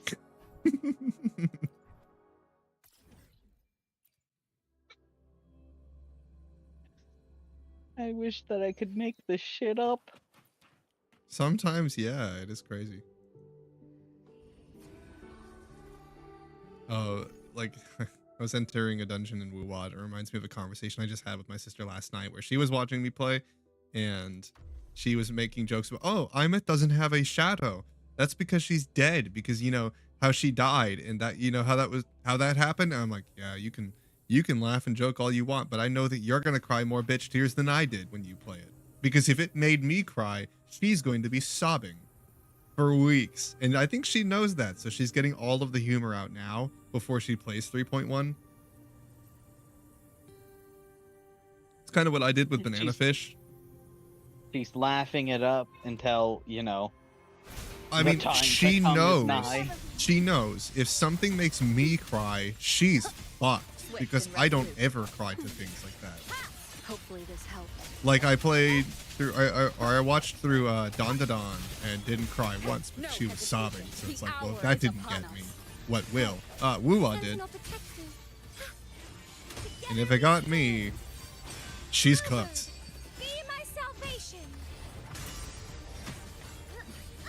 Things have stopped making me cry.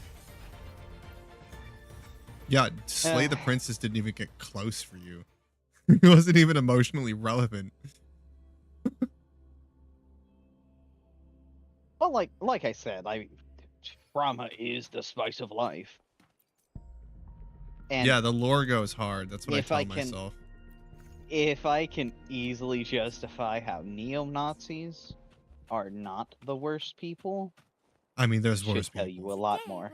There's worse people. I mean, the files teach you there's worse people. Remember, everyone, has to be clean. there's people in those files that you most likely know and look up to. Oh yeah. And the government will never tell you. I'm gonna swap accounts now. Got everything done on my main account. Still no Sigrika. No, but Gabe Newell's not in them. Everyone thought he would be, and he wasn't. Oh, he actually wasn't? No. Confirmed? Yeah, confirmed. Gabe Newell was not in the files. Damn. Did you think he would be? What, just because he's rich, he's in the files? Those files are pretty extensive.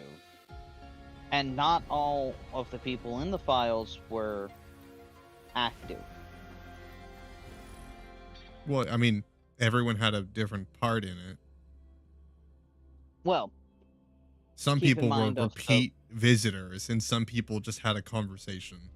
So, you know. Well, that's what I'm saying. It's like, most of the conversations that are recorded were not, the people in them didn't know what was going on. Yeah, most people didn't. And if they got the hint that, you know, if they got a hint about it, then they didn't get, you know, they didn't get involved. Yeah. Well, another thing is, like, waves? Ooh, all right, I can do that. It seems that Gabe Newell was a pretty substantial figure. I wouldn't be surprised if he did go to the island. No, he was not in it at all. Confirmed. Damn. Had no part in it. He probably knew because he's actually a smart individual. He's pretty smart, so he knew not to get involved if he even heard about it. I don't think he was big enough back then, maybe. Because remember, Steam... He was big. I mean, Steam was not that big back then. Valve was. Valve was still big, but like not what it is now. Not even close. No. What it is now is massive. Mm-hmm. He has Very 5 massive. yachts. I mean, and I mean like cruise ship yachts, not small boats. No. This shit could house like hundreds of people. He legitimately has these yachts. Just cause. Because, yeah, like he has them for gaming tournaments. Yeah, just cause he can. He hosts. That he hosts. Yeah, he hosts tournaments on his private yachts. Like this guy has so much money. He is the 1%. Like, whenever people go, Where my we need to eat the 1%, they are mostly talking about Gabe Newell. You know, the disgusting thing is that he actually makes money by making good products and having a decent company. And Well, his like- money is a lot. Don't get me wrong. He has a lot of fucking money, but it's nothing in comparison to Elon. The No. true 1%, he's not even close. And that's the worst part. Well, also keep in mind, Gabe Newell doesn't actually spend his money in logical ways like most business people do. He spends it on yachts.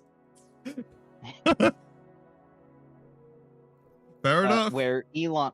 Oh, speaking of Elon, remind me to come back to my thought on Elon. Okay. But Elon Musk, he will purchase companies, which will make him money, which increases his value. Which He then doesn't actually uses to buy have that more. money.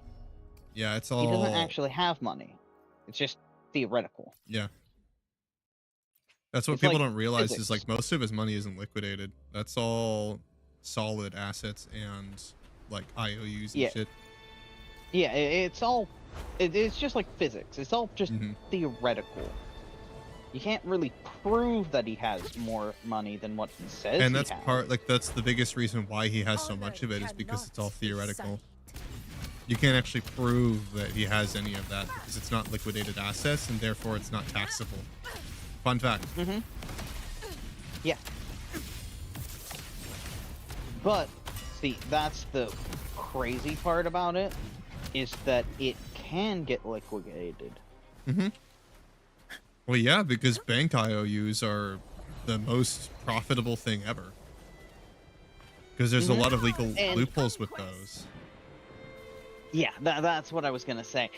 Companies will spend a if you fuck actually ton of look money at it- for bank IOUs. They will spend a shit ton of money on those. That's like So, gold. here's the thing. The reason why Trump actually has as much money as he says he has Mhm. is because he took loans out on his name. Yeah. And then used the money from those loans to pay off the loans Mhm. on his name. Bank to then loans and purchase bearer things. bonds. That shit is actual gold. He in the legal then world. used that money to purchase these things, to pay off these other loans to take more money out on his Mhm. name, which is then plastered on a building for everyone to see and say, to then make more money Yep. off his name. And it's a lot of it's not taxable, so it just sits there, and then they just generate even more money just for the sake of having it, and then they use that to make even more money, and it's just a Yeah, like how do you determine how much money a person's name is worth? yeah, you can't because all of it is in bearer bonds and legal loophole stuff. Like it's not physical, so it's not something that you can tax. The government's been trying to find a way to do that forever. Well, at least the ones that care, which is like Now, 1% of them. yeah. Let's drop that number just a wee little bit. Yeah. Yeah, it's like 2 people. But now, let's circle back around to Elon Musk. Did you hear what he's about to do? No. Fury boy. He's about to go public with SpaceX. Oh, really? Yeah, How public are we talking? public. Like Stop. having open conversation about it, or is he like burying his Stop. ass on the window? Stocks. Oh. Like, you're going to, like, whenever I say he's going public with the company, I'm meaning it's going to be a open company that you Publicly can fundable. purchase. To the lands Mhm. Like I could put money into the Which- company now. Mhm. Which I won't be doing. You 'Cause that's like- stupid. You like gambling, right? Yeah, that's basically... Actually, it is a very good thing for him to do, especially right Well, now yeah, that's with- logical. with the Artemis launch. He is actually going to make a lot of profit off of this. Mm-hmm. If Especially if you Artemis- guys know anything about loopholes or any of the reasons why Elon is as rich as he is, it's not just because of Tesla. There's a lot about it. And everyone at the top does this. Everyone in the 1% does this shit. And if you know anything about it, you just know that this is going to make him even more rich. Oh God, yeah. Like he's gonna The- blow up because of this, and it's like, well, you might think, well, if he owns like the majority of the U.S.'s money by himself, so and he's No. gonna get even more now. He's only the third richest person That's not true. in America.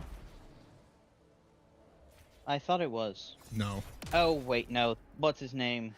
Got cut in half. he's the world's first trillionaire almost. I thought that was what's his name that owns Amazon. Nope, Amazon's not even close. You guys actually realize Amazon's not as rich as you think. They're actually not. You know, Nintendo's actually not Nintendo. Just Pokemon is actually richer than Amazon is. Did you know that? Pokemon by itself is actually worth more than Amazon. The company. Let me see. And this is not even counting the rest of Nintendo's IPs.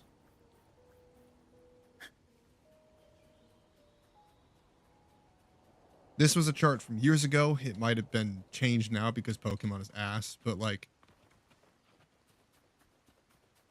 Oh, you are correct. yep. To the lands afar. So it's still true. Ooh.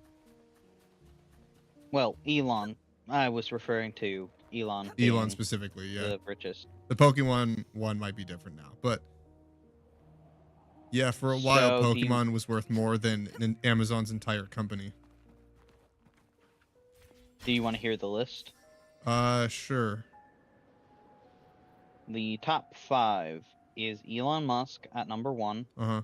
with somewhere between 34 billion and 45 billion. Yep.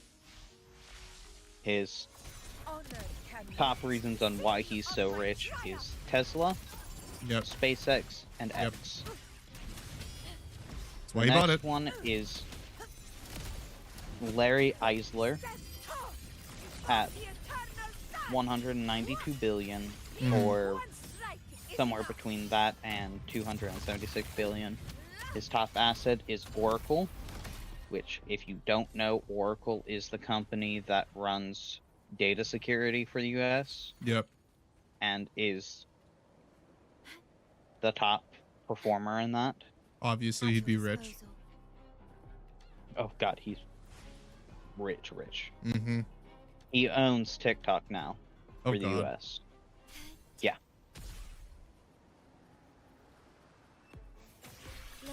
The next one is Mark Zuckerberg. Zuckerberg. Silence. Mhm. Could have seen that coming. He is somewhere between 205 billion and 253 billion. Yeah. The reason Have you why guys he's ever wondered below- why people who own social media apps have to be like the top 10% of top 10 people who are richest in the world? Have you ever thought about that? Why is it that the people that own the social apps are making the most of the world's money? Just a thought. I can tell you. Oh, it's a rhetorical question. You and I both know. I can tell you guys too. Do you want to take a wild guess on what I know about it? Go ahead. Speak your truth. So, they get paid whenever you get on the app Yep. because the government pays them. Yep. Testing output. Burn to They ash. get Why they paid. care so much about people using the app even if they don't make money from it. They technically do. They don't make it from you. They make it from the people that pay them for using it. Yep. They get paid for they get paid for the people that pay them to pay you. Yep. To get onto the app. That's why things like video games also have the same rule with a lot of live service where it's like, well, if you have 1 million active users, obviously you're going to look really fucking good to investors. So that's where they make most of their money. They make most of their money off of investments, not from you. You are just a number on a screen for them.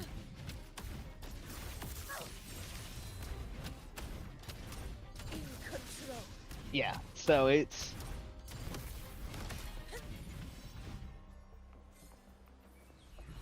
a big book for the employee manual. Worth the chase. Too bad all the pages are blank. Call it precision. It is quite fascinating how all of that works, though. It is, but it's also depressing. Yeah. Yeah.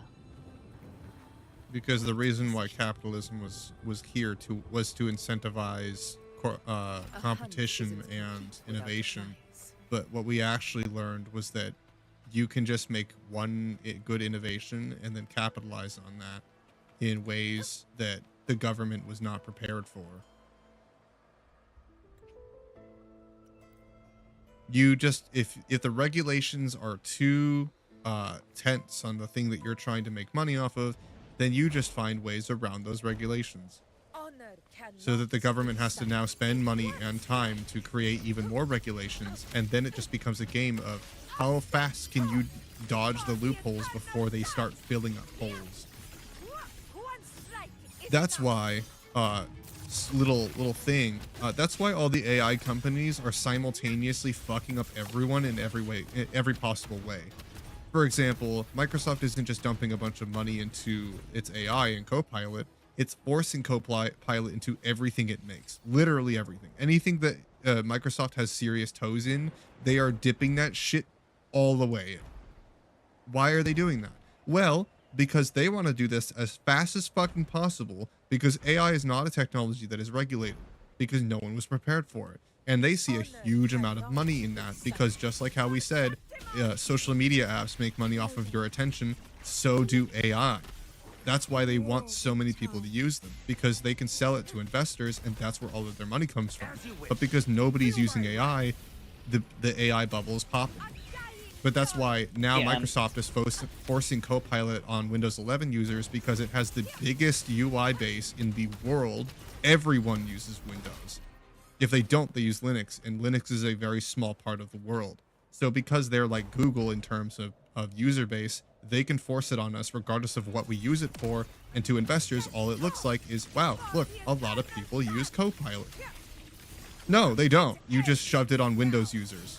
It doesn't mean we're using it. It's just there. They're trying to fake users at this point. And everyone is dumping their money into AI and building all this shit because there's no regulations for it. And even if the government were to start regulating AI, they wouldn't be able to put out laws fast enough to fill up the amount of holes. And it's like these companies will just create more holes. Even if the government were to try and start progressively filling up more and more regulations, they would have to be broad with them, and it would take a lot of time for them to pass because these companies also run the government and a lot of chains of it. So it would take forever. These companies would fight hard as they can and dump as much money as they possibly can to make it impossible for the government to pass laws that would regulate this stuff, so they can keep fist fucking everybody with AI and make a ton of money from investors as long as they possibly can. It's a short-term profit scheme. It is a giant scandal. It is something that will eventually pop, but they don't care about that, and they don't care about the effect that it has on the rest of the world. They want to create God. They want to create so much money out of this thing that they can just blow up from it, and then, like, if it fails, oh no. It is already popping. It is already popping, and that's why everyone in it is panicking. Mm-hmm. If you don't know, they shut down Sora? one. Yep. Yeah. Yeah, I saw that. I was ecstatic when I read it. And now, actually, I don't know if you've looked, but RAM prices have gone down. Yeah, they have by a little like bit too. 2%. Yep. There's a lot of companies Because are the shutting panic down. is. Well, like the servers are not being well received. There's a fire at the mall your boyfriend works at, but he's not there today. Well, Oh. isn't that lucky? The day Good he to know took that a he's day not there. off, he's not at the place that was burning. That's what kind of luck that is. Damn, dude. Lucky to be safe at home today. Damn. Well, hopefully everybody else is fine. Unless he doesn't like them, then fuck him. Let him burn.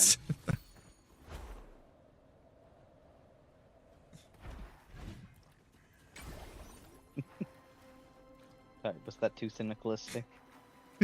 Maybe. But for you, it's expected. It's in character. It's all a part of the programming. Cannot be sudden. Stand tall before the eternal sun. One strike is Like- Being hollered for. At the end of the day, if you don't like these corporations and you don't like the things they're using, stop using them. Stop giving them money.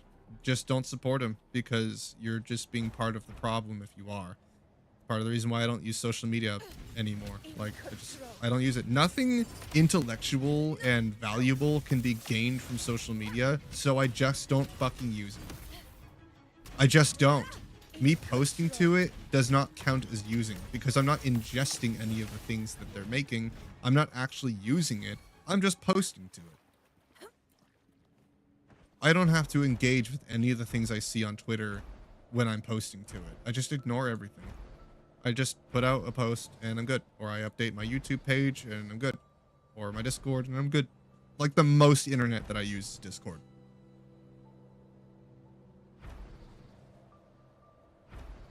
I'd say Discord and YouTube and Patreon are basically like the only sites that I actually spend a good amount of time on. honor cannot in one strike. Stand tall before the eternal sun. My valor never fails.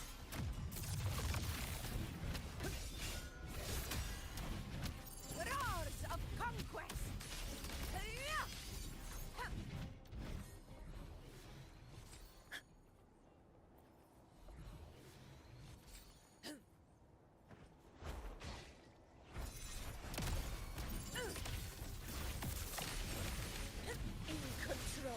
Yeah, it sucks because there's a lot of good with the internet, and that's why people use it.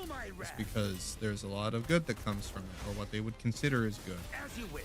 Like, I had all sorts of people in my life that would argue that, oh, look at all the things that I learned from TikTok. And I'm like, you can learn that shit from a book.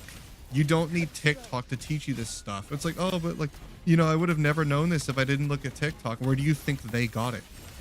Where do you think half the shit that people put on TikTok is from?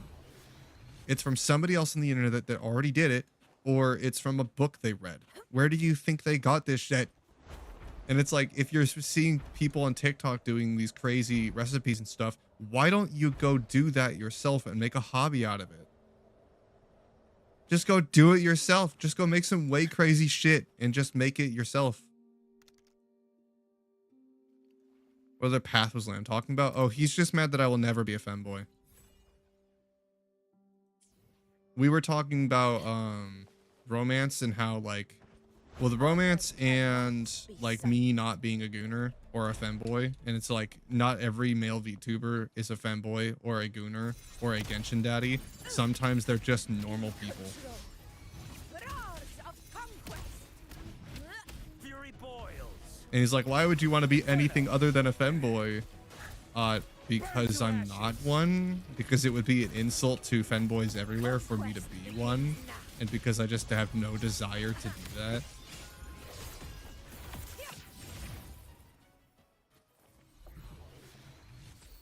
Because much like being a Genshin daddy, being a femboy would just attract the wrong kind of audience, and it would support and reinforce the ideas that, like, that's the main focus of the content I make, and it would detract from everything else that I do. You know, all the normal shit. Call it precision.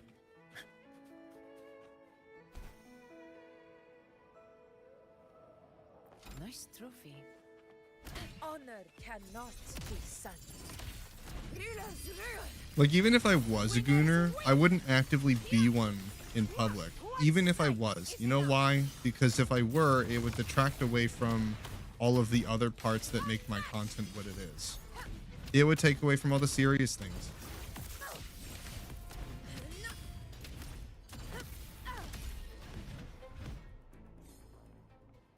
The only people I know who wouldn't be is me, Con, Arcade Shade, technically, and Shelly. Yeah.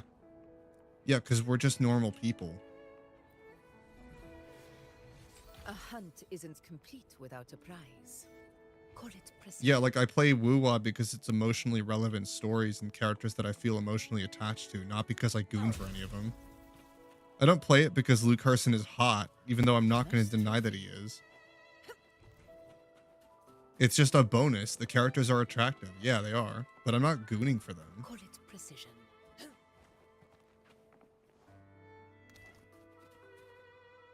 It's an added bonus. Yeah, it's an added bonus that the characters are attractive. Like, great, Imeth is hot, but like, I'm not gooning for her. But people are gonna look at the character and go, "Oh, you're definitely gooning." I mean, because like, oh no, I'm my alt account. I can't show you. I mean, like here, my favorite character in Wuwa, you would look at her and you'd think, "Oh, you like her because, well, obvious reasons, right?" Look, a laser sword. I mean, just take one good look at her. Pretty cool, right? Everyone's going to stop their judgments immediately at face value because it's a gacha game character. They couldn't possibly have one of the most emotionally relevant stories you will ever play. They couldn't have probably one of the best representations on mental health that I've ever played in a video game. They couldn't possibly be extremely deep because it's a gacha game character and she looks like that. I think she's a great character because it teaches you to pass your initial judgments and stop looking at things at face value and start thinking deeper than that. Because regardless of what the character looks like, you have no idea how deep their personality actually goes unless you play it. And majority of people are just going to look at the game and say, "Oh, ew, gooner game." And it's sad because the stories genuinely are good and impactful.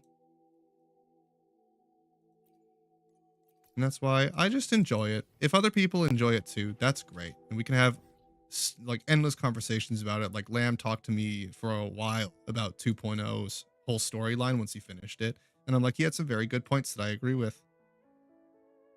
Where a lot of story points could be better. And we just had a very intelligent conversation about the characters that we liked and why we liked them. And it was so cool. It's like, yeah, it's not perfect. No one's saying it's perfect. The game has plenty of flaws, but it's still the best one in the genre by a mile. Because unlike every other gacha game, it actually tries to do something with its story and impactful in an emotional, relevant, and like realistic way. Instead of just making you attracted to the character, they actually give them relevant stories that are accurate representations of problems that people deal with in real life, and then it uses its main character and story plot to give you some kind of closure for the thing that you struggle with. Like if a character's entire deal is grief and the loss of a parent, they will use that story to teach you how to move on from it and how to deal with grief. It's not just that the character's depressing, it's that they show you, yeah, this thing happened. We're not going to ignore it. This thing happened and it sucks, but here are some ways the person deals with it. This is what they do to move on from that. That's emotionally relevant because there's plenty of things that I connect with the character, but instead of just being sad and depressing and just connecting with the character in a depressing way, it goes, yeah, this is what this person deals with, but this is what they do to move on. What would make it perfect? Most of the issues that I have with it are gameplay issues. The story, oh no, they fixed that. Story so far has been damn near perfect. I don't think that I would change anything about it. I think the only thing that I would change about like the characters is that I wish that they would go more bold with the designs. I wish that they would like put scars on their characters. They don't need to all have fair complexion. They don't need to all look like the same skin tone. They go more diverse with it. And I don't mean like race diverse. I mean just if they have beauty spots or they have markings on their skin because she's a freaking warlord, she would look like she's been through war. She would look like she's fought wars. You don't go into a war and come out without markings. Like, I get she's strong, but she's a fucking warlord. And based on her story, you would agree with me, she would have markings more than any character. But the only character that has scars is Luke Herson. Why? Why is it the dude has scars, but the warlord is like a sensual demigod doesn't? She's wearing armor. Hello? She swings a great sword. She's the leader of a Roman city. She's fought more wars than than we probably even know of. And yet there's not a single mark on her armor or her body. I'm like, just why? I understand in Eastern culture, scars are not attractive, but to the rest of the world they are. I don't want them just because it would make the character look cooler or whatever. It actually has something relevant to their story, you know? If the character is a Roman goddess, I want her to have things that would relate to that, you know? If she's a warlord, I want her to look and sound like she's a warlord. I want her to have flaws. Because no leader like her, the entire thing is that she fought to be where she is. She's the only one with an unremarkable ability. In the world of Wuwa, everyone is born with their abilities. You are just you're just powerful from the get-go. Most of people's Sonoro abilities are like predefined, basically. You're just born with them. Like quirks in My Hero Academia. But unlike everyone else, she was born with an unremarkable quirk that just made her stronger than everyone else. But it only did so much for her. It didn't give her any unique abilities. She doesn't get like to control shit. Yeah, she has like polarity. She can mess with metal and stuff. But like without actually being strong herself, she wouldn't be able to make use of that ability. So because she was weak to begin with, her ability had nothing. It didn't have anything to do with it. You know, she couldn't actually use her ability because she wasn't strong herself. She had to become strong to make it strong. That's what makes her unique. It's like, so her entire personality is built around this idea that she's different and she's strong because she fought to become strong, unlike everybody else. Where everyone was just born with it, she had to fight every single day to just become stronger. She forced herself to be because she had to be. Because she was the victim of a system and she overthrew it. Like, so a character like that should look like someone who would do that, right? She should look like she's fought battles for her city. She should look like she has flaws and scars. She has them, sure, but if you were to look at her character and look right now and tell me what your initial perception of her is, you wouldn't be saying flawed. You wouldn't think it at all. Their characters should look like their stories.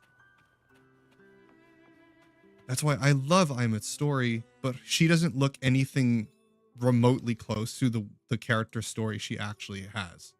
Her story has nothing to do with the way that she looks. Visual storytelling does a lot more than you want to think. But now that they've gone like mostly cutscenes in their story, they don't really do much of the yap anymore. They mostly just do cutscenes for like all of the major plot points, which is great. It's fantastic. The visual storytelling in Wuwa has like peaked. It's awesome. I hope they keep doing it.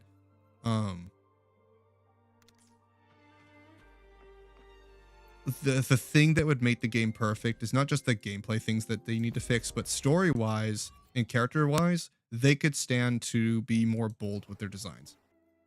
You know why? Because Kuro Games is the breakaway studio. They are the ones that are challenging the norms in gacha gaming.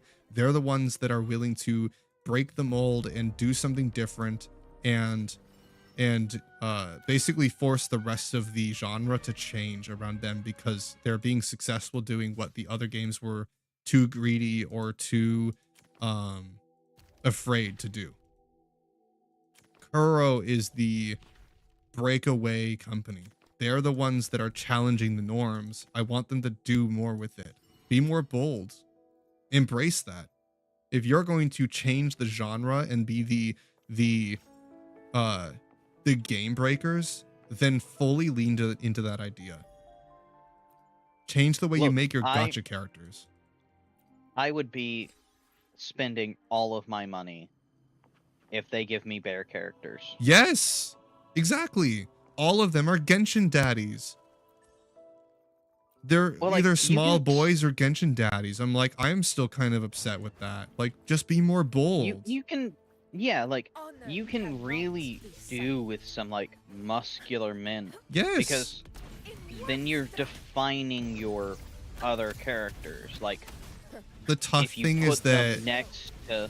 the reason why companies don't do things like that, or gacha games specifically, is because it takes a fuck ton of money for them to make an entirely new model just for one character.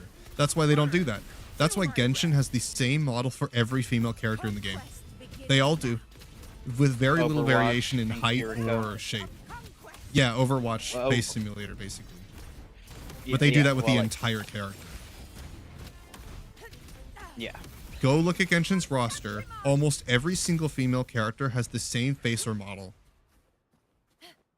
Almost every one of them. They all do. They don't break away at all. Arataki Ito was one of the only characters where they made a unique model, and they even half-assed that one. They gave him abs, but his arms are still small. No one in the right mind believes that someone can have abs, but they can't have muscles at the same time. Like, excuse me? Do you know how abs work? You can't just have like strong core and weak arms. That doesn't work like that. Your arms would naturally be stronger because you're working your core. The core works everything else along with it. You can't just have one and not the other. That doesn't work. It doesn't physically even make sense. Even when they tried to do something different, they still fucked it up. Like, they couldn't do it right at all. And that's Well, why like, I'm like, they same have- thing with Augusta. They just made her model big. They didn't give her muscles. They toned her arms like the tiniest bit at the joints and like maybe some parts on her legs. Really, the joints are the only places where you see her model is a little bit tougher. Is like you can kind of see that there's a little more muscle on her than most. But that does nothing. That does nothing. She just has a big character model. She's just big. Yes, that does a good bit to make her like feel stronger than everybody else, but she still has nothing to show me that she's a warlord. I don't look at her and think she's fought battles. I look at her and I think that she spends all her days inside a temple. I don't think she's fought a single war. And yet the story wants to tell me otherwise, that she's a character that has challenged what the world thinks. She is basically the epitome of Kuro. Like she's the character that challenges the norms in every possible way. She breaks the flow. She doesn't just break the flow, she defies the flow. That mold that everyone says, go against the grain, go against the flow. She doesn't just like go against it, she fucks it up. She fucks the flow. She slept with the flow's dad. I mean, like, that's the kind of character she is. She destroyed what was normal and rewrote history. I'm like, all by herself, just because she became strong because she chose to. And she fought to become stronger than everybody else, where everyone else is just gifted. Nobody else had to fight anywhere close to as hard as she is. And yet she's one of the strongest people. And yet she doesn't look like that at all. Nothing about her appearance tells me that that's what I would have, that's who she is. The appearance should fit the character story. That's why Luke Herson has scars, because there's like, it's a part of his story. There's a big, like the whole point of who he is and why he is the way he is because of the trauma he has, and the physical markings are a sign of his trauma. They're a sign of like his story, and I can't talk about it because it's spoilers, but there's a whole thing about his physical appearance connecting to his story. And I'm like, okay, so you did it right with Luke Herson. Good on you. You did it. You actually did it. You made a character that is physically representing the trauma that he has in his story. Great. That's a dude. That's been done a million times. I don't know why, but games like these, especially gacha games specifically, and Eastern based games, they have no problem making the guys look rough and having like tough complexion and scars and an unfair skin. They're not afraid to make guys like that, but they don't make women like that. And it's like beauty standards. That's the big reason. It's just beauty standards. I'm like, challenge the beauty standards then, because you're the studio to do it. You're the only one that's going to do it, Kuro. I guarantee the rest of the world will lose their fucking mind if you challenge the beauty standards in a fucking gacha game. If the next character is some big woman with scars and shit, or that's what Augusta was. If Augusta was just this big Roman warlord lady with scars and she looked like she's been through combat, like even like maybe she's got a scar over her eye and she looks edgy, do you know how insanely successful that would have been with the world? But it would have been less successful in the East. And that's the thing, is that they have completely different beauty standards than we do. That shit is a bigger deal over there than it ever is in here. So, you know, the West, yeah, it is a problem, but you have no idea. It's an entirely different world in the East. And that's why I understand why they are still so afraid. Even Kuro is afraid to do that. I understand. I get it. But, like, it's Kuro. No one else is going to do it. But they really shouldn't be, because there is a company that has already done that. As a April Fool's joke, there was a company that was running that did a, oh, what did they call it? Average gamer character, and it was a cliche. He was fat, he looked hideous, he had sweat stains, and in that game, he outsold every model by 5 margins. Mm-hmm.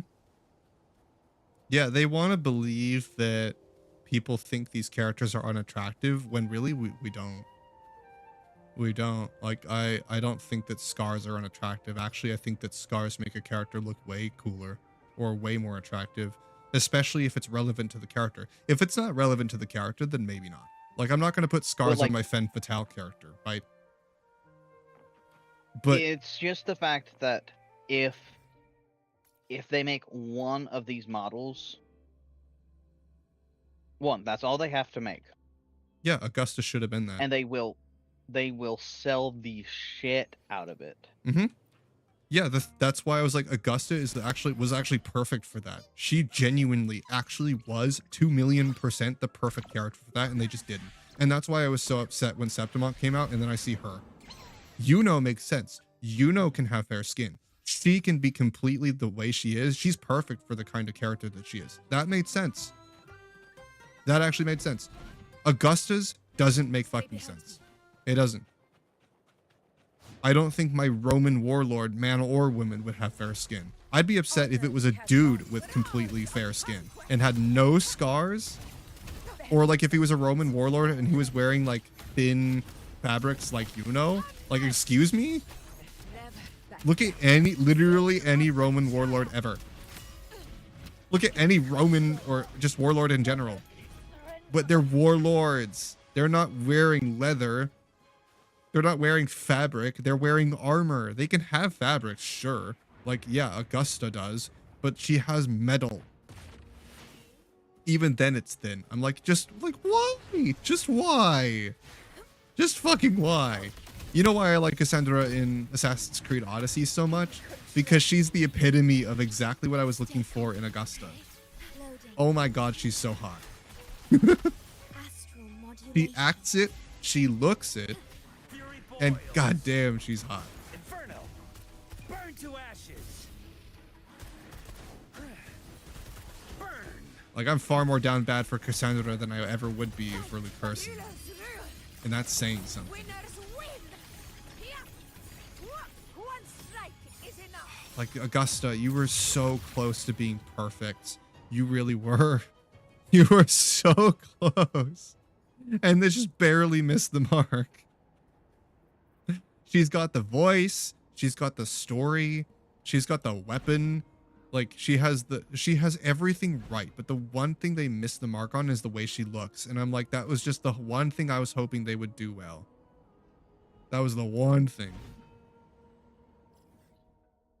They got everything right except the way she looks.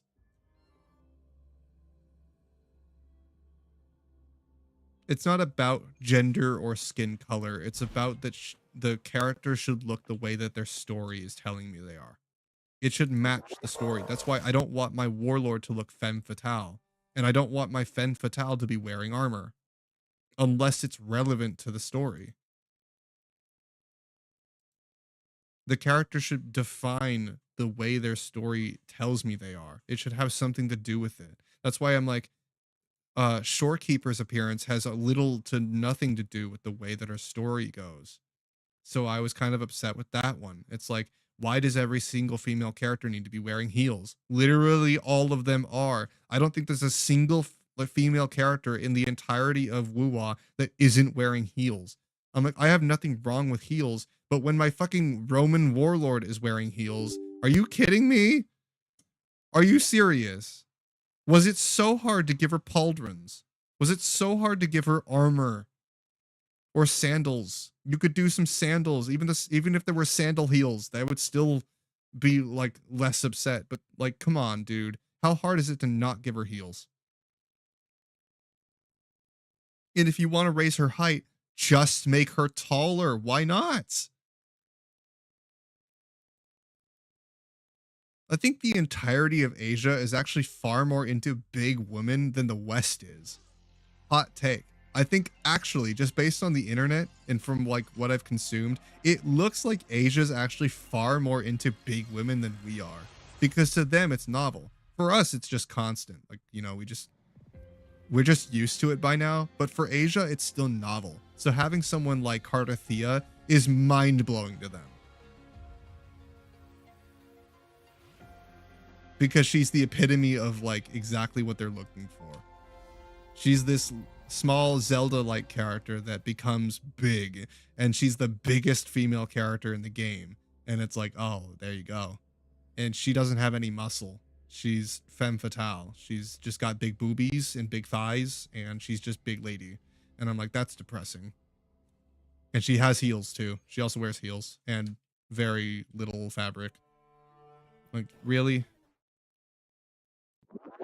Like, I have nothing wrong with Gunnar characters. I really don't. But if it has nothing to do with their story, then why is it the only defining character trait of their appearance? It's going to completely subvert all of my expectations. And if that's the point of the character, then just make that obvious. Then just make that obvious. You know what's a good representation of that? Doki Doki Literature Club and Madoka Magica. Very, very accurate representations of exactly what I'm talking about. Magical girl anime, you're thinking exactly everything that you initially hear or initially think when you hear magical girl. You think Sailor Moon, you think what? Precure, you think card capture, you think whatever. Like, you just think girly pop, girly anime, over the top like magical girl outfits, transformations, some big bad thing they're supposed to fight, normal girl life, girly shit. You think that, right? And that's what Madoka makes you think for the first 2 episodes, and then completely destroys all of your expectations and makes it one of the most psychologically terrifying and horrifying animes you will ever watch. 180 from the thing that it painted itself. And it does that intentionally because it makes the horror that much more horrifying. That's what makes that anime so terrifying, is because the thing that it looks like you look at it and you don't think anything about it. You just think that it's just going to be some cutesy anime, and then it kicks you in the dick, and it does that for the rest of the anime. There's not a joyful moment in the rest of the anime. That shit is dark, and that's why I love it, because it subverts my expectations in the most unexpected and glorious way.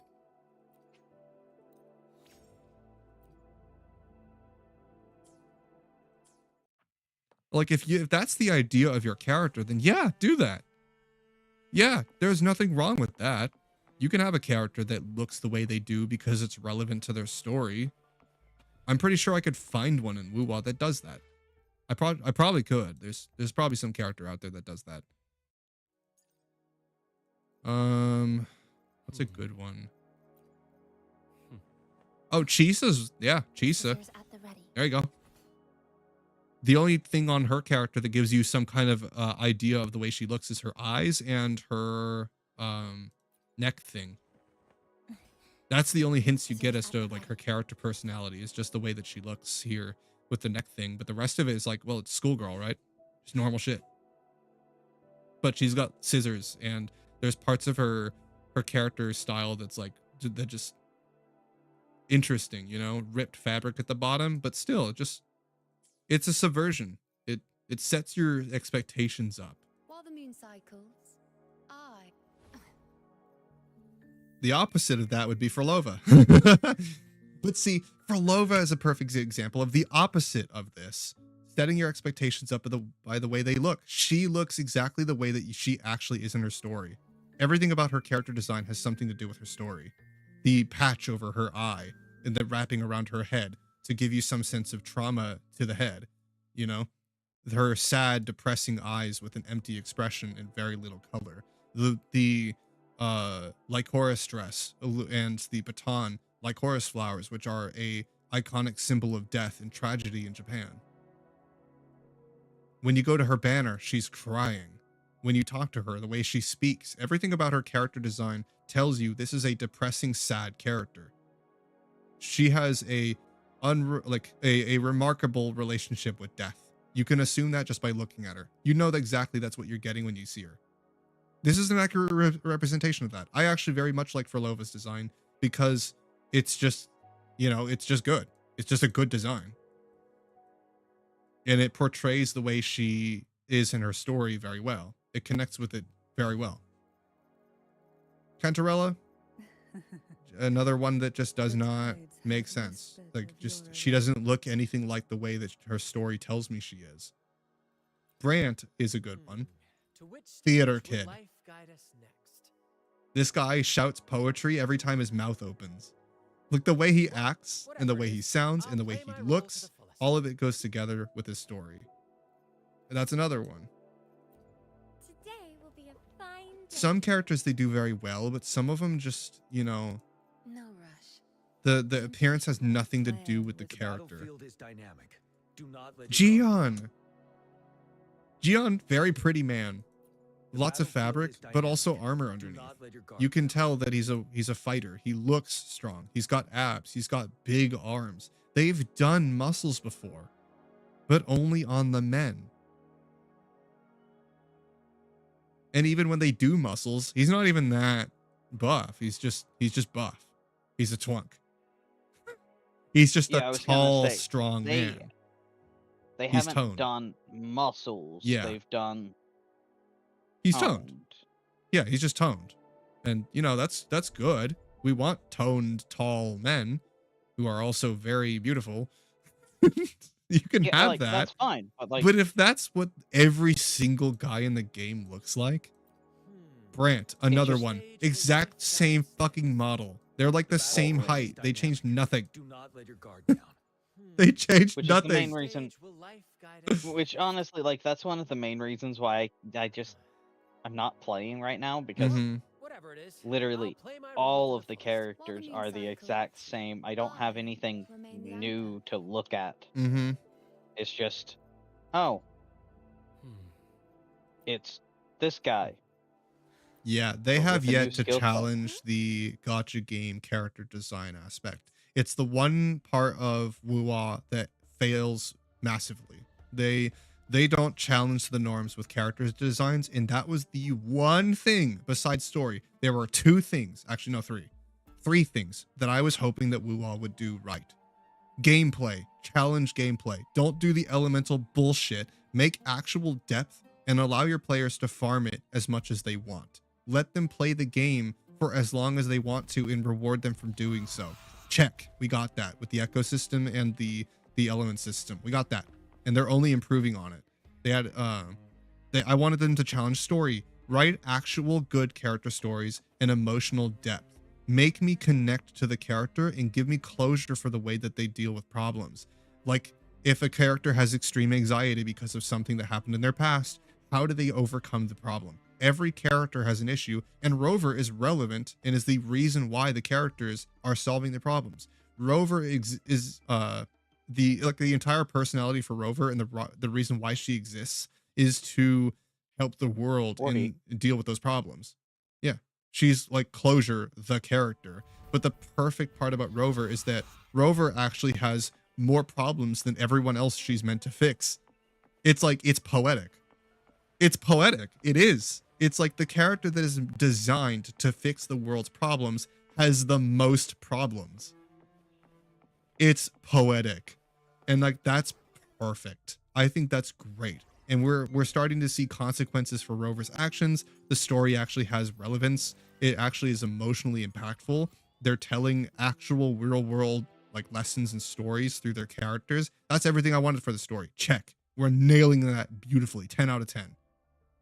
But fuck, dude. The last thing I wanted was character designs. Challenge the norm. Don't give me gotcha characters. I don't want gotcha characters. I want RPG characters. I want ones that look like their story. They need to be relevant.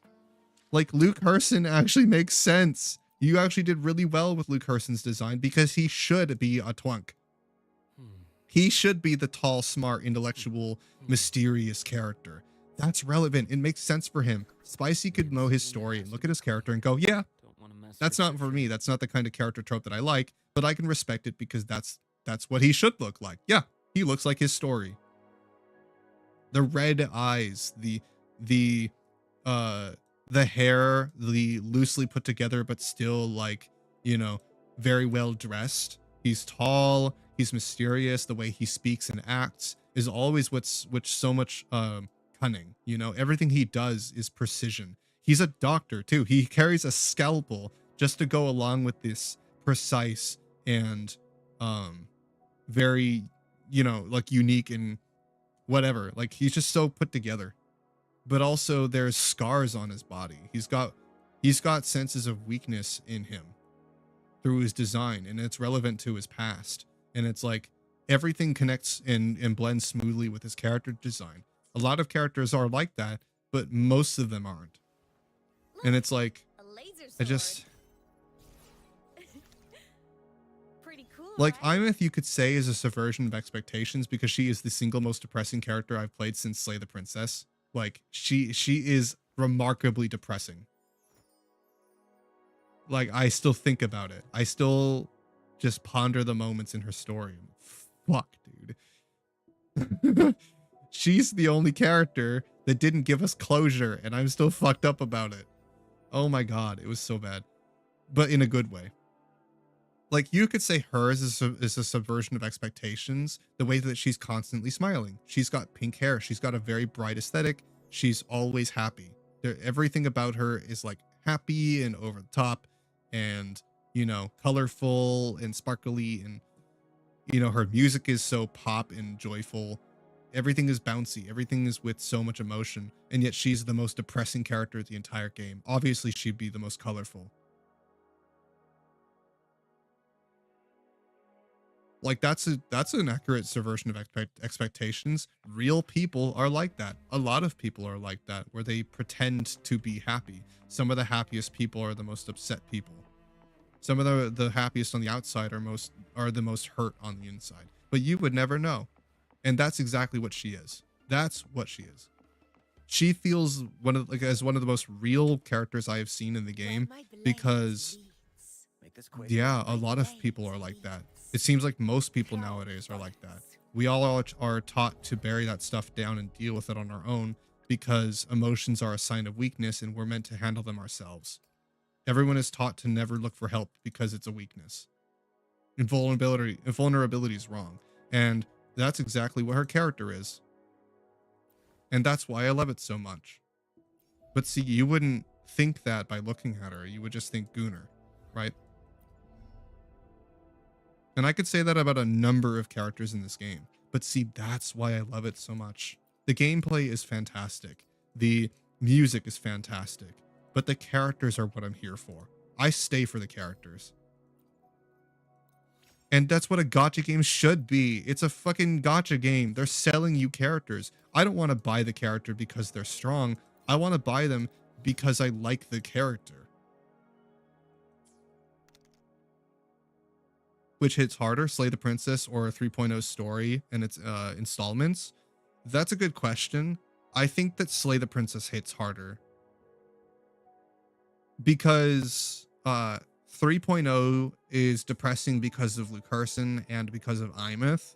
And sure, it is deeply depressing, mostly because of Imeth. Imeth's carrying. Luke is depressing, sure, but like he gives a very much more optimistic approach to his story. His character story is all about how he deals with it. Like his trauma does not define him, and that's what his character is about. It's that, yeah, sure, he has trauma, he has scars on his body, he actively has to live with this for the rest of his life, everything that happened to him in the past, but he's come to terms with it, which is something that Rover can't do. Rover is constantly trying to fix everybody else's problems, and the only problems she doesn't know how to fix are her own. And that's what Luke Harson is doing, because he's only ever tried to help everybody else, but he already figured out how to come to terms with his own problems, which is why he's able to help everybody else. Because the only thing he ever did in the past was self-serve, because it was all he ever knew.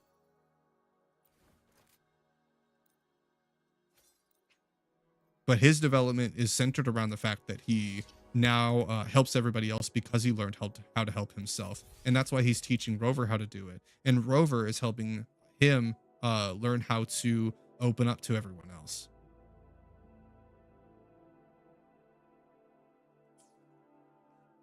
Like there's very deep connection between the two. Yeah, they're very attracted together, but that's not why I ship them. I ship them because each one is flawed and the other one has already learned from their flaws. It's like basically in layman's words, Rover has the unique ability to help everybody else, but does not know how to understand her own emotions and fix them.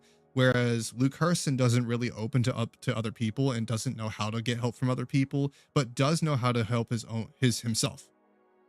So they are polar opposites to each other, but because their problem is one the other one already fixed, now they can teach each other how to fix that problem, and they can be a emotional relevant character to each other. They fix each other, basically. There's no one fixing the other, they fix each other. One character's worst flaw is the other's strength. Isn't that poetic? Isn't that great?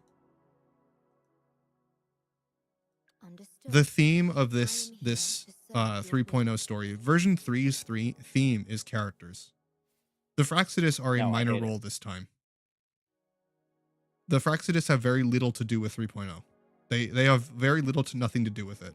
The focus of 3.0 are each of the characters' stories and how they're relevant and how they're relevant. They're giving a reason for us to care about what happens in 3.0. I don't know what's going to happen. None of us do. We've been hinted at like a major plot, but it's been hinted at. None of it is actually confirmed yet. We know that there's the masked person. We've met the leader of the Fraxidus directly. We know how they connect to Rover and Lene and especially Luke. We're starting to get hints that Luke and Lucilla have some bigger game that they're playing right now, and we don't really know the answers yet. Everything is up in the air. Everything's a toss-up, but they're building up for something major. 3.0's build-up and hype is going nuts right now because they have characters that we genuinely care about. They're not just hinting towards some great scheme. They're giving us enough story right now, and they're focusing on the characters now so that they can focus on the plot later. That's how it should be, because I'm not going to care about the plot and the world if I don't care about the characters that are in it. If I don't care about like why they're relevant to the story, then why do I give a fuck that they're there? I don't even know who they are. Like, Because funny haha giant mech lady? like I don't, if Imet's story was simply that she had to fight some big mech and like the whole thing was just building up to her fighting the mech and then it was done and that was all I knew, like if I barely got to know who Imeth was and they just focused on like the mech fight, then I wouldn't have given a damn at all. I would have just completely moved on from her. I wouldn't even have pulled her. I pulled her because I knew something was up. I didn't know what, but I could feel it, you know? I knew something was up. I pulled her before we played the story because I knew I would like the character. I felt it before I even played it. Isn't that crazy? You felt it in his testicles. I did. Yeah, in my nuts. Not in my chest at all. God. No. Is Men it don't so like crazy the that heart. people can just not be gooners? Isn't that so crazy? That No. there is a species of human beings that just exist to experience things and don't care Stop about lying to the all that other shit. Liar. Liar. It's crazy. People Heretic. like that can exist. That's weird. Wrong. You're wrong and you know it. I'm really not. It won't stop me from talking about Ispan or Lucarson all the time though, because goddamn, I might not be physically attracted to people or be looking for romance, but damn, is Lucarson fine. You know, if Spicy one day just sent me randomly a Lucarson pillow, I wouldn't even be mad. I'd probably say, fuck you. You're sending me a body pillow. I had to explain that to my mom when it shows up in the mail. But then I would secretly enjoy it. Winners win. Hey. One strike is enough. I mean, I had a whole conversation with May on stream how, like, yeah, body pills are just comfortable. I don't know what everyone's problem with them are. Well, now it's no secret. Yeah, but I'm not ashamed of that. Oh no, people know I'm attracted to a character. What will I do? Hey, watch out. They might start cosplaying that character. Oh no, definitely don't cosplay the character that I'm into.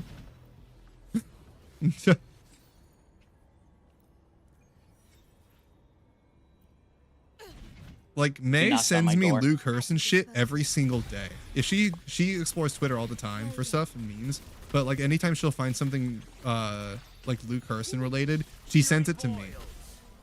And there's a scale of shit. Sometimes it's something cute, sometimes it's a meme, or sometimes it's just straight up yaoi. Sometimes it's just like things that I can't show you. And you know what? I didn't tell her not to.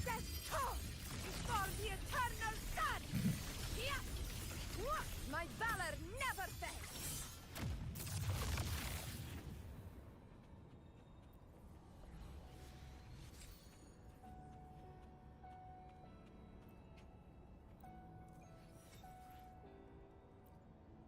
God, guys, just because someone has an attracted towards something doesn't mean they act on that attraction. Jesus. This society's weird. Iron graft new. Loading. Fury boils, as you wish. Well, just because like Spicy's a cynic and hates people doesn't mean he goes around being a dick to people. Like there's a good example. Just because someone feels a certain way about something doesn't mean they act about it. Like Spicy can hate people and not be a giant douchebag. That's crazy. He can have his cake and not eat it.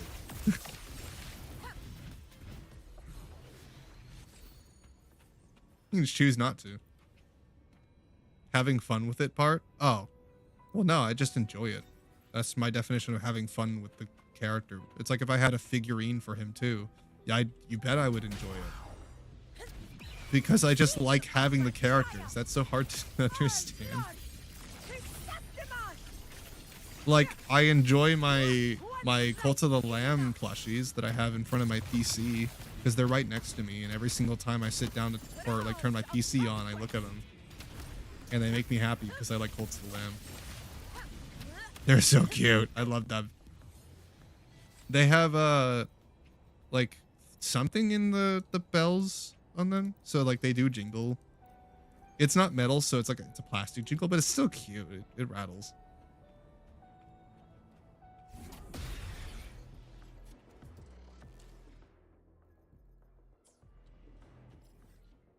That's crazy. What? People can just not be gooners? Holy shit.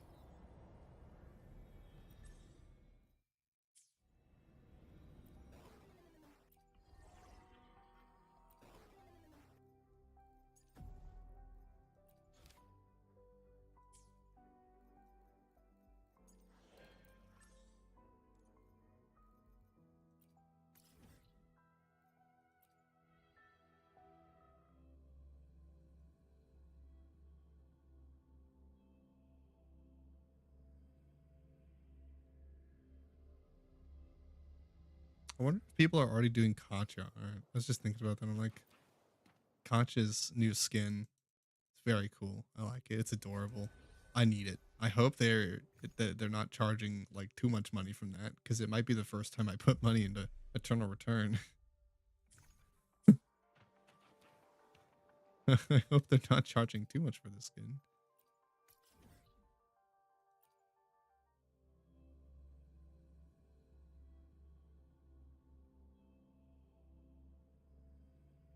Yeah, they made a goth skin for Kacha in Eternal Return, my main, you know.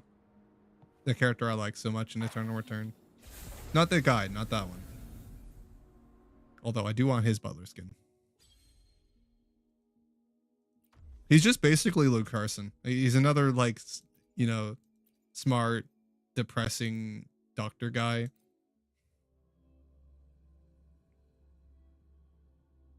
Long hair, dashing good looks. Nuh-uh. What do you mean, nah? Fuck you mean, nah? I mean, nuh-uh. You don't even know who I'm talking about. Shut your ass up. Fury boils. Silence. Burn. Testing output. What do I want to play? What are you playing? As you wish. Nothing. Nothing? Oh, you're saying what? I thought you said who. I'm like, what are you playing? What? Oh, What do I want?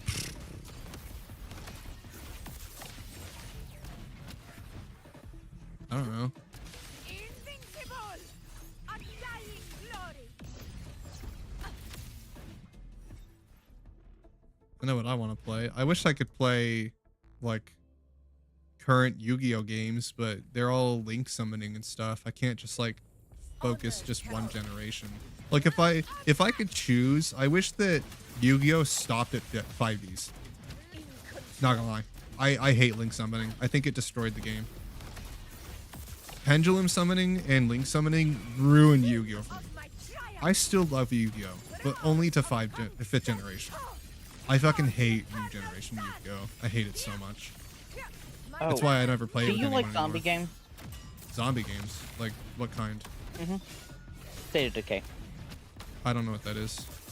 I sort of heard of it, but I don't know what that is. Zombie base builder games. Oh, I've played a handful. They're okay. I can't say that I've actually played good ones, though, because I've only ever played mobile ones, and we know all about those. Oh, that, no. Can't Well, say that I've there is actually one that is played, mobile. like, a real one. Honor. Yeah, Loading. A game. there is one mobile one that I would say is really good, but Yeah, but it's mobile. yeah. Can't get me to play mobile ever again. Now that I'm on PC, fuck that. Well, State of Decay is one that I think is a really good one, in my personal opinion, and I would recommend you look into it. The thing is that, like, base builder or city builder games, I only want so much of, and I already have a great one. It's called Universe Sim. Well, that's why, like, State of Decay is really good. It's not as much as base building as it is zombie survival. You're not really, like, there's some base building, but it's more focused on Leave it to me. what will I need Loading. to do in order to get these things to survive. Well, that's why I like Universe Sim, is because technically it is survival too. Like, I have to keep my population going. I have to maintain all of my planets, but I have to, like, planet hunt and colonize new planets just to keep the ones I already have alive. And then it creates a perpetual problem of chasing oil and finite resources and trying to create as little consumption as possible in the process. So the management comes from me trying to manage all my resources on each individual planet, trading between them, and making it so that I'm consuming as little gas and energy as possible as I try to make more and more. And it's a constant battle, but that's why I like it. Leave it to me. Stay calm. Loading. Yeah, the game is entirely different once you get to the multi-world phase of Space Age. It's cool when you initially unlock it, but it unlocks an entirely new part of the game when you get to Testing output. multi-planet stage, you know? Inferno. Yeah. Like being stage 2 civilization is entirely different from stage 1. Xbox, just tell me when this game's releasing. God damn it. So we can finish the battle pass. Wrong reason to be playing Overwatch. That's the What? worst reason to be playing Overwatch. Oh, I do need to finish the battle pass. Only play I need to Overwatch if get- you actually want to play Overwatch. Otherwise, you will burn yourself out. Yeah. See, I'm really excited for State of Decay 3. I fucking love the State of Decay games. They always perform really well, in my opinion. Mm-hmm.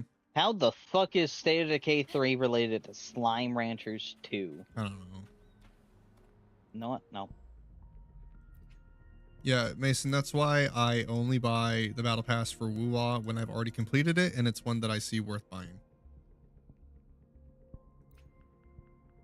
Have I not done this? Wait, I didn't do this the standard resonator selection on my alt account? Wait. Wait, I didn't do this? The fuck? That's Wait, funny. but then who do I have? Okay, hold on. Wait. I see my way clear. How many copies? I have R1 Calcharo, R0 Verena. No Jianxin. Don't really need it. No Ling Yang.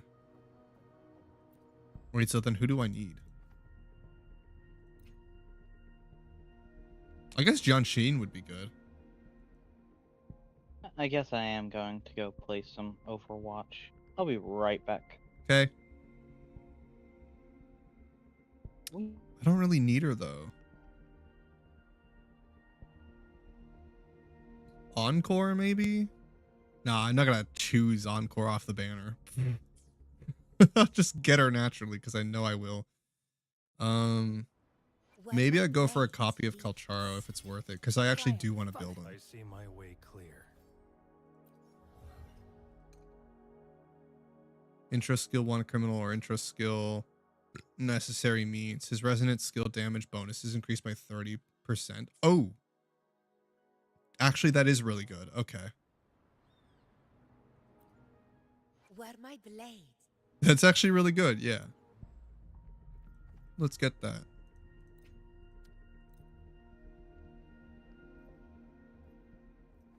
I guess I've just never done his banner. That's funny.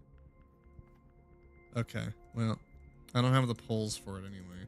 Did I get my monthly polls for this? Did. Ooh, weapon poll. Emerald sentence or pulsation.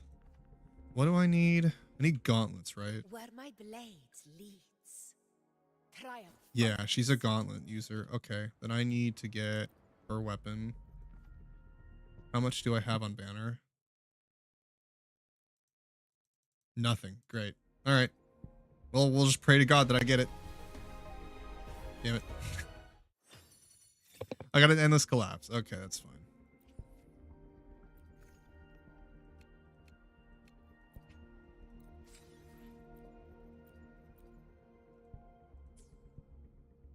That's crazy. I pulled her on my alt account, but I can't seem to get her on my main. It's wild.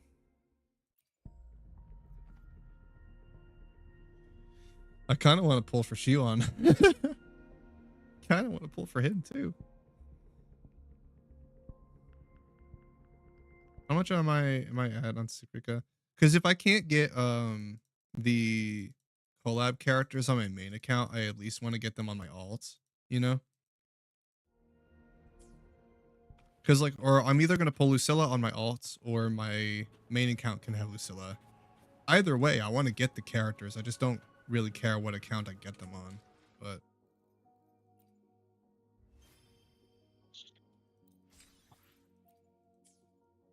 then I need to do the event at some point. I don't really want to do them right now on my alts. Yeah, I think I'm good.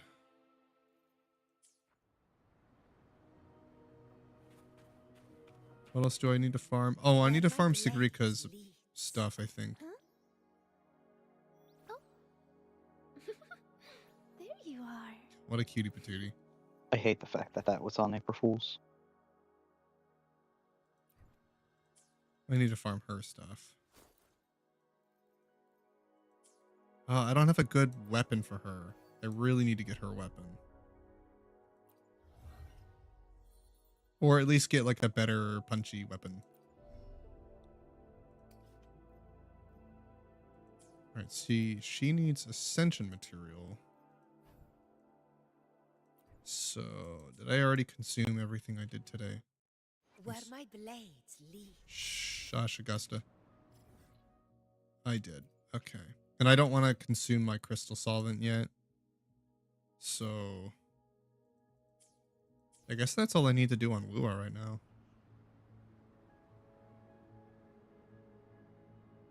Unless, I mean, I could farm her echoes. I still need echoes. Let's do that, actually. Triumph follows. What is she building? Sound a true name. Great. I don't have any of those unlocked, probably.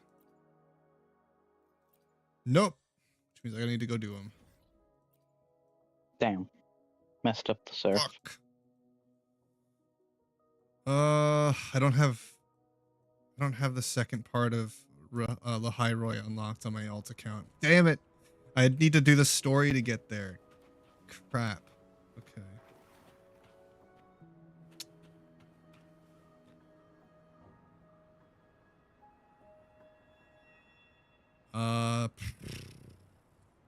And what do I do?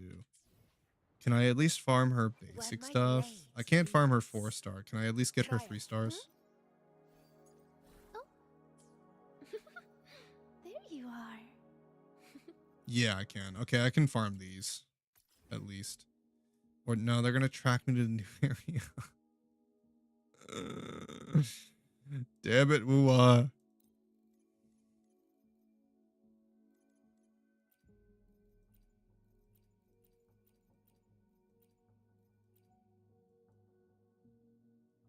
Yeah, I need to do the story to get up there, so I can't build Sigrika yet. Where my blades leads. I wonder I haven't built her Triumph yet. follows. Well, I don't have a good weapon for her anyway, so Understood.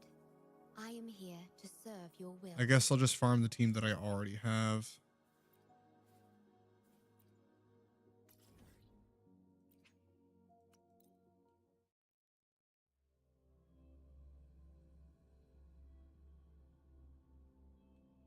Yeah, I should finish building my main team anyway before I start building Sigrika, as much as I want to build her right now. How do I get out of here? Why'd you spawn me in here?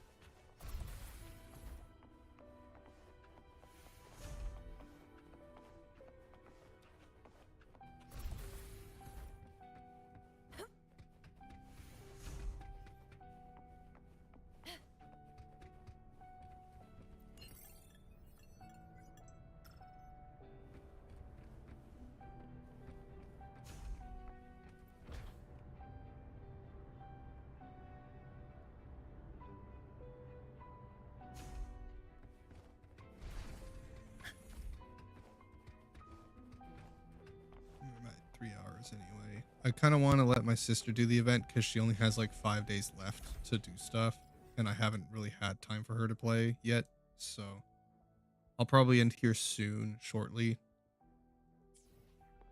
just so that she can have the chance to do all the events and stuff. She needs a lot of time to actually like do it, and I want to play Yu-Gi-Oh anyway, so I can do that while she farms. She did manage to get both Chiron and what's her face?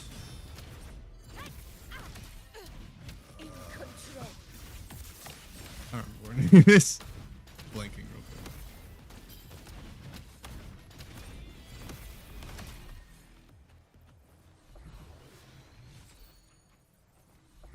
Oh, Galbrena. That's what it was. Sorry. I kept thinking it started with an R.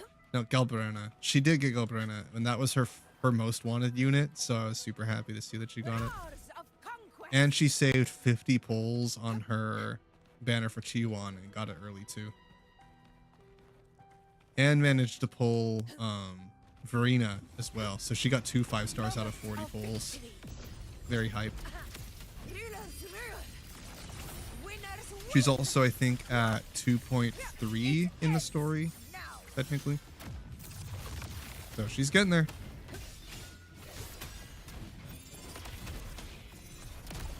She's doing it at her own pace, and I'm like, that's fine. Nice trophy. She's been like doing all the side quests and everything and going for like exploration and completion before she does the main story. And I'm over here just waiting for her to get to 3.0. I'm like, please, I just want to get you to 3.0 so I can see your reaction. Fuck. But like, I get like, just let her do her thing. She'll get there when she gets there. At least she's enjoying the game, which I'm happy to see. She's also an ex-Genshin player, so naturally she would like Wuwa.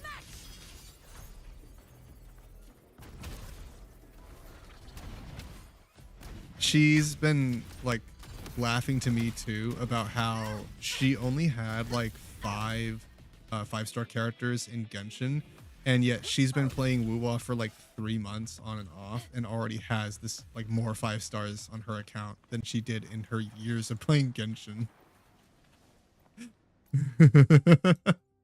I told her the game is free to play friendly. It's one of the most rewarding gacha games I've ever played. I don't say that because they pay me to say it. I say it because it's true. I wish they would pay me. That'd be great. Maybe one day.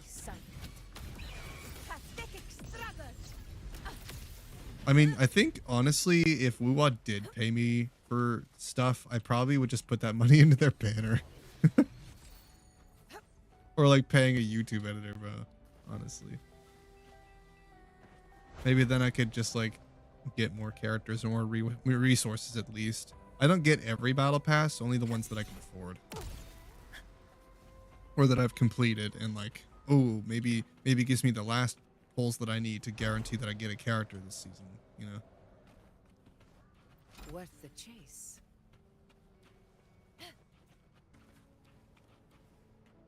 Yeah, I get a 5-star almost every season. Always like every other season at least. And that's on my luck. I go to soft pity basically every single banner. Yeah, pretty much every banner. So even on my luck, I still get a 5-star every other season at least, bare minimum. So it's like someone with better luck than me is going to have like 2 times the amount of characters that I do. Oh, spicy. What'd I do? Oh, I said that like Wuwa gives you enough to pull for characters and get a 5-star every other season, bare minimum. On the amount of time that I spend and with my luck, I'm still able to get a 5-star every other season. But with someone with better luck, obviously is going to have 2 times as many characters, aka you. No, yeah. The only reason you don't have more characters than me by now is that you just don't play every day.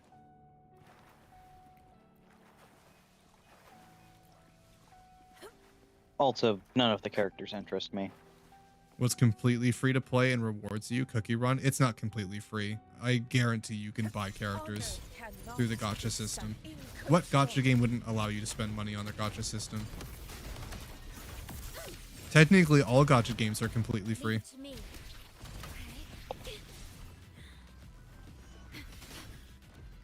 I engraft you new.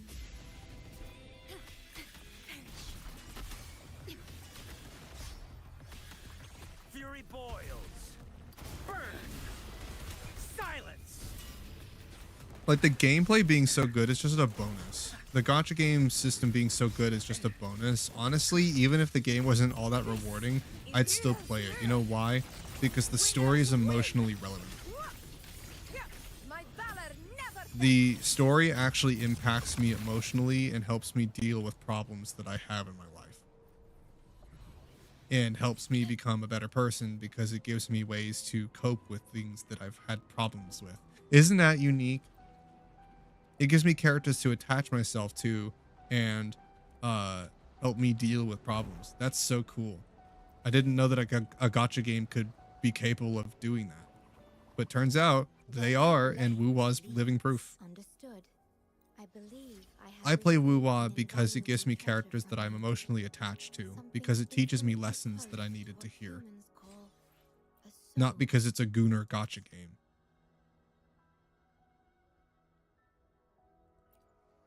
Yeah, Mason, you can't just say completely free. It's a fucking gacha game. They're all completely free. That's a nothing statement. It's fluffing it to make it look better than it is. That's just fluff. Every gacha game is free. They all are. And rewards you? Wow, that's crazy. Wuwa also rewards you. I'd be playing Cookie Run because it's a gacha game. I play Wuwa because it's a good, like, story game.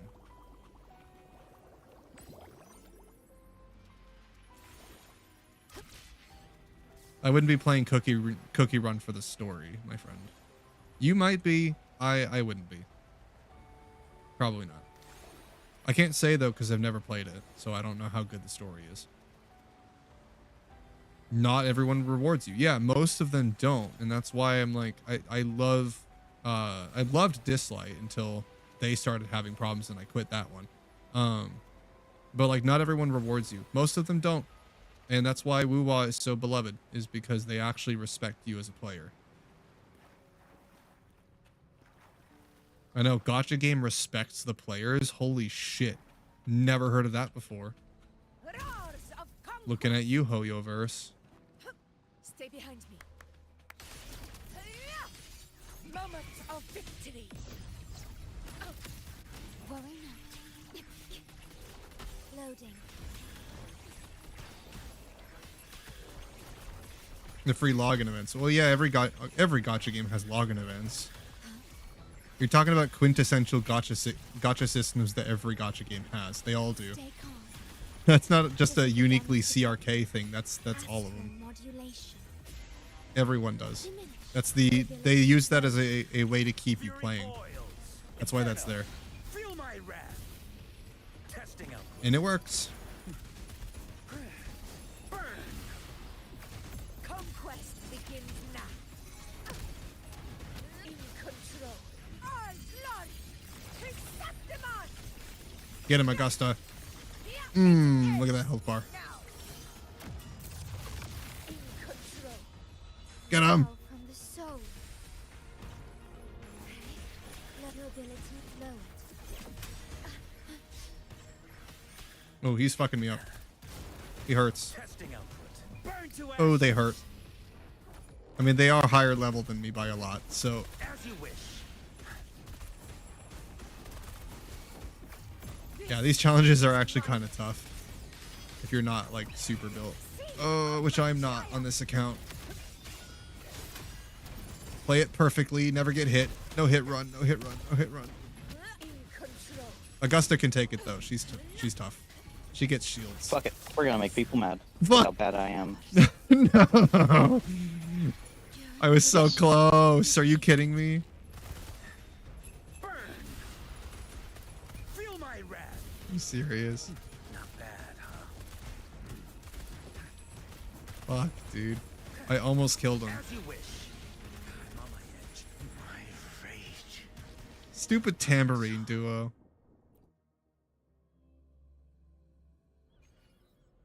Yeah, I'll do that later. I'm really just here for the Where my delay ascension, understood. which I got. Level 80, level 80, 70 levels, level 80. I need his ascension too, which I'll get tomorrow.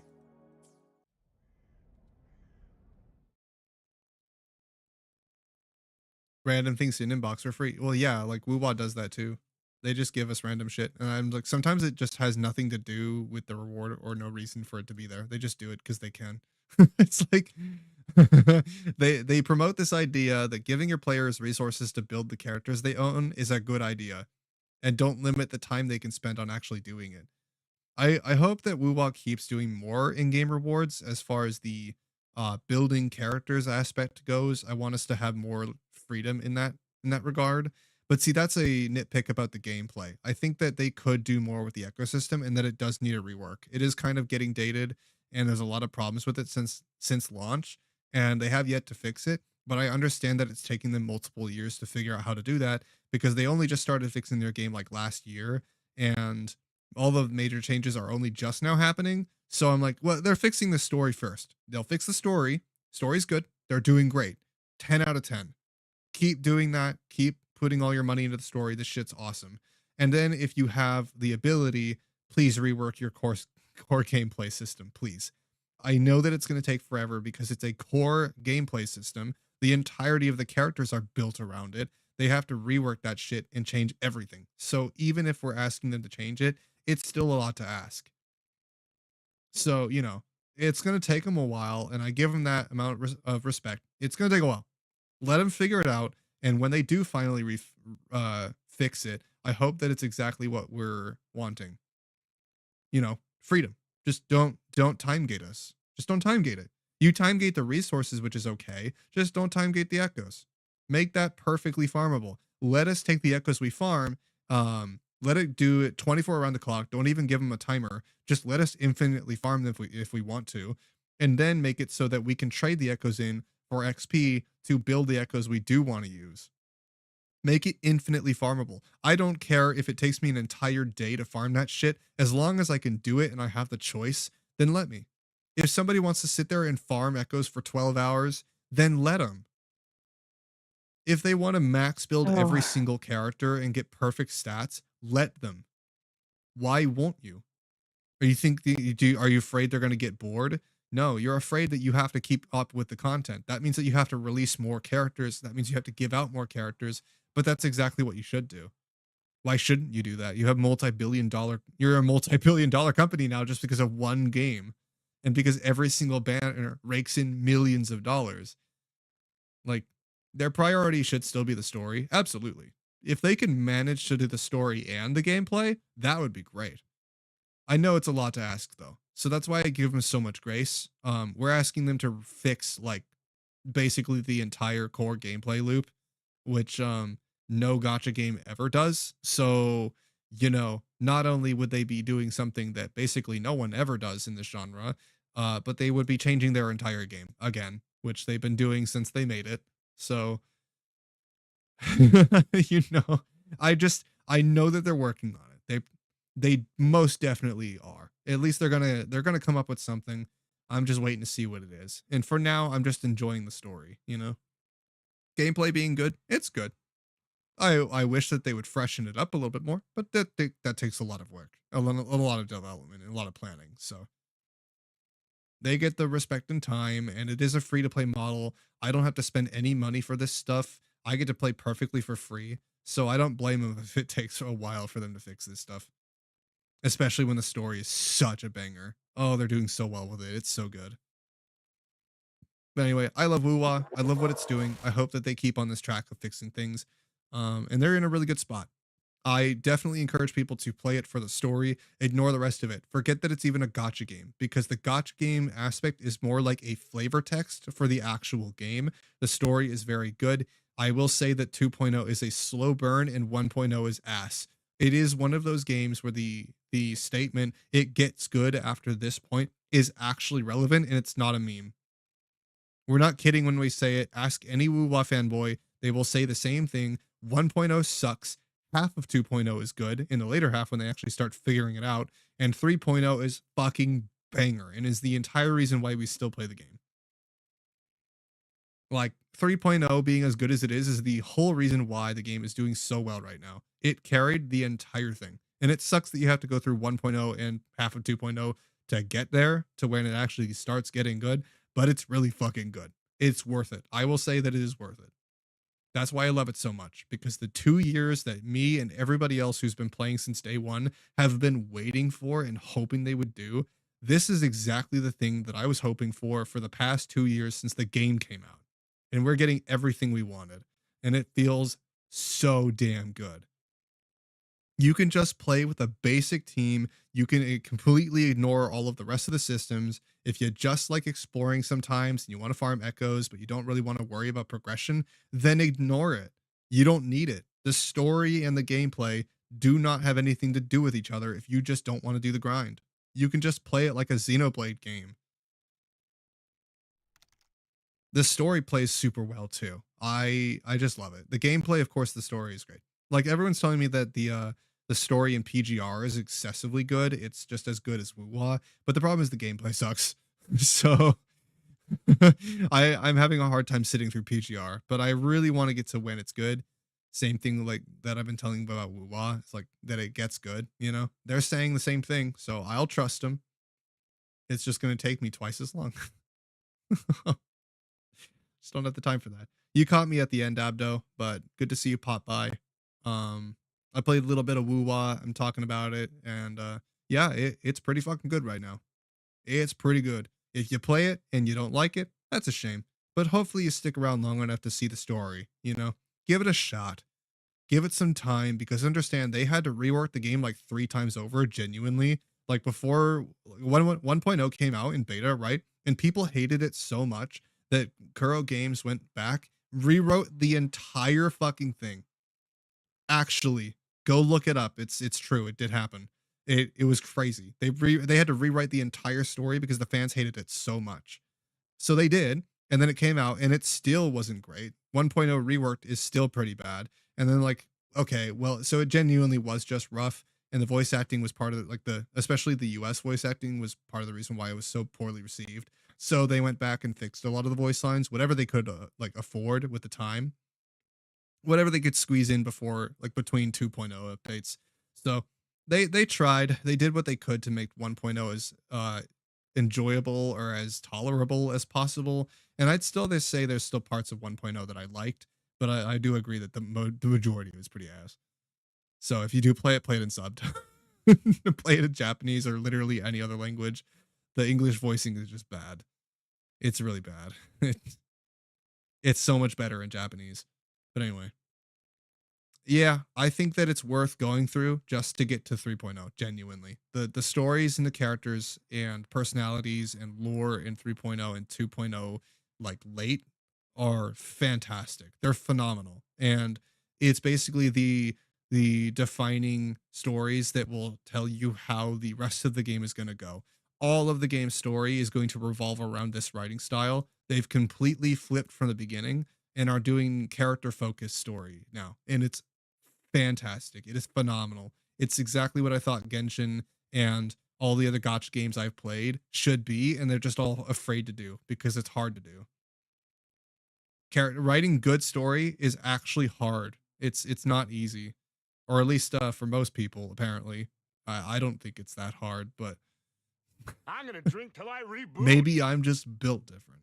But anyway, I have to go. I'm going to spend the rest of the day with my sister and watch her play some Wuwa while I play Yu-Gi-Oh. So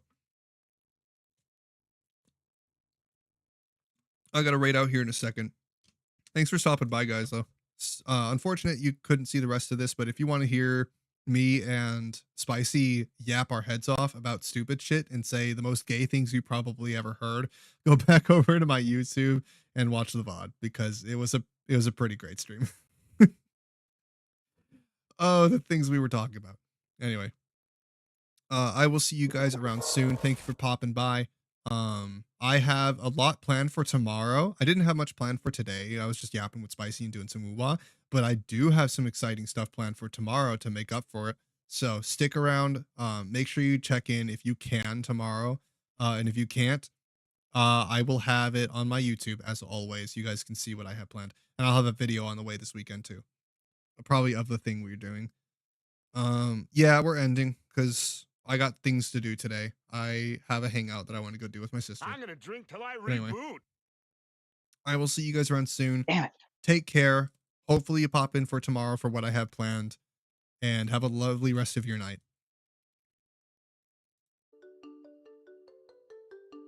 All right, who can I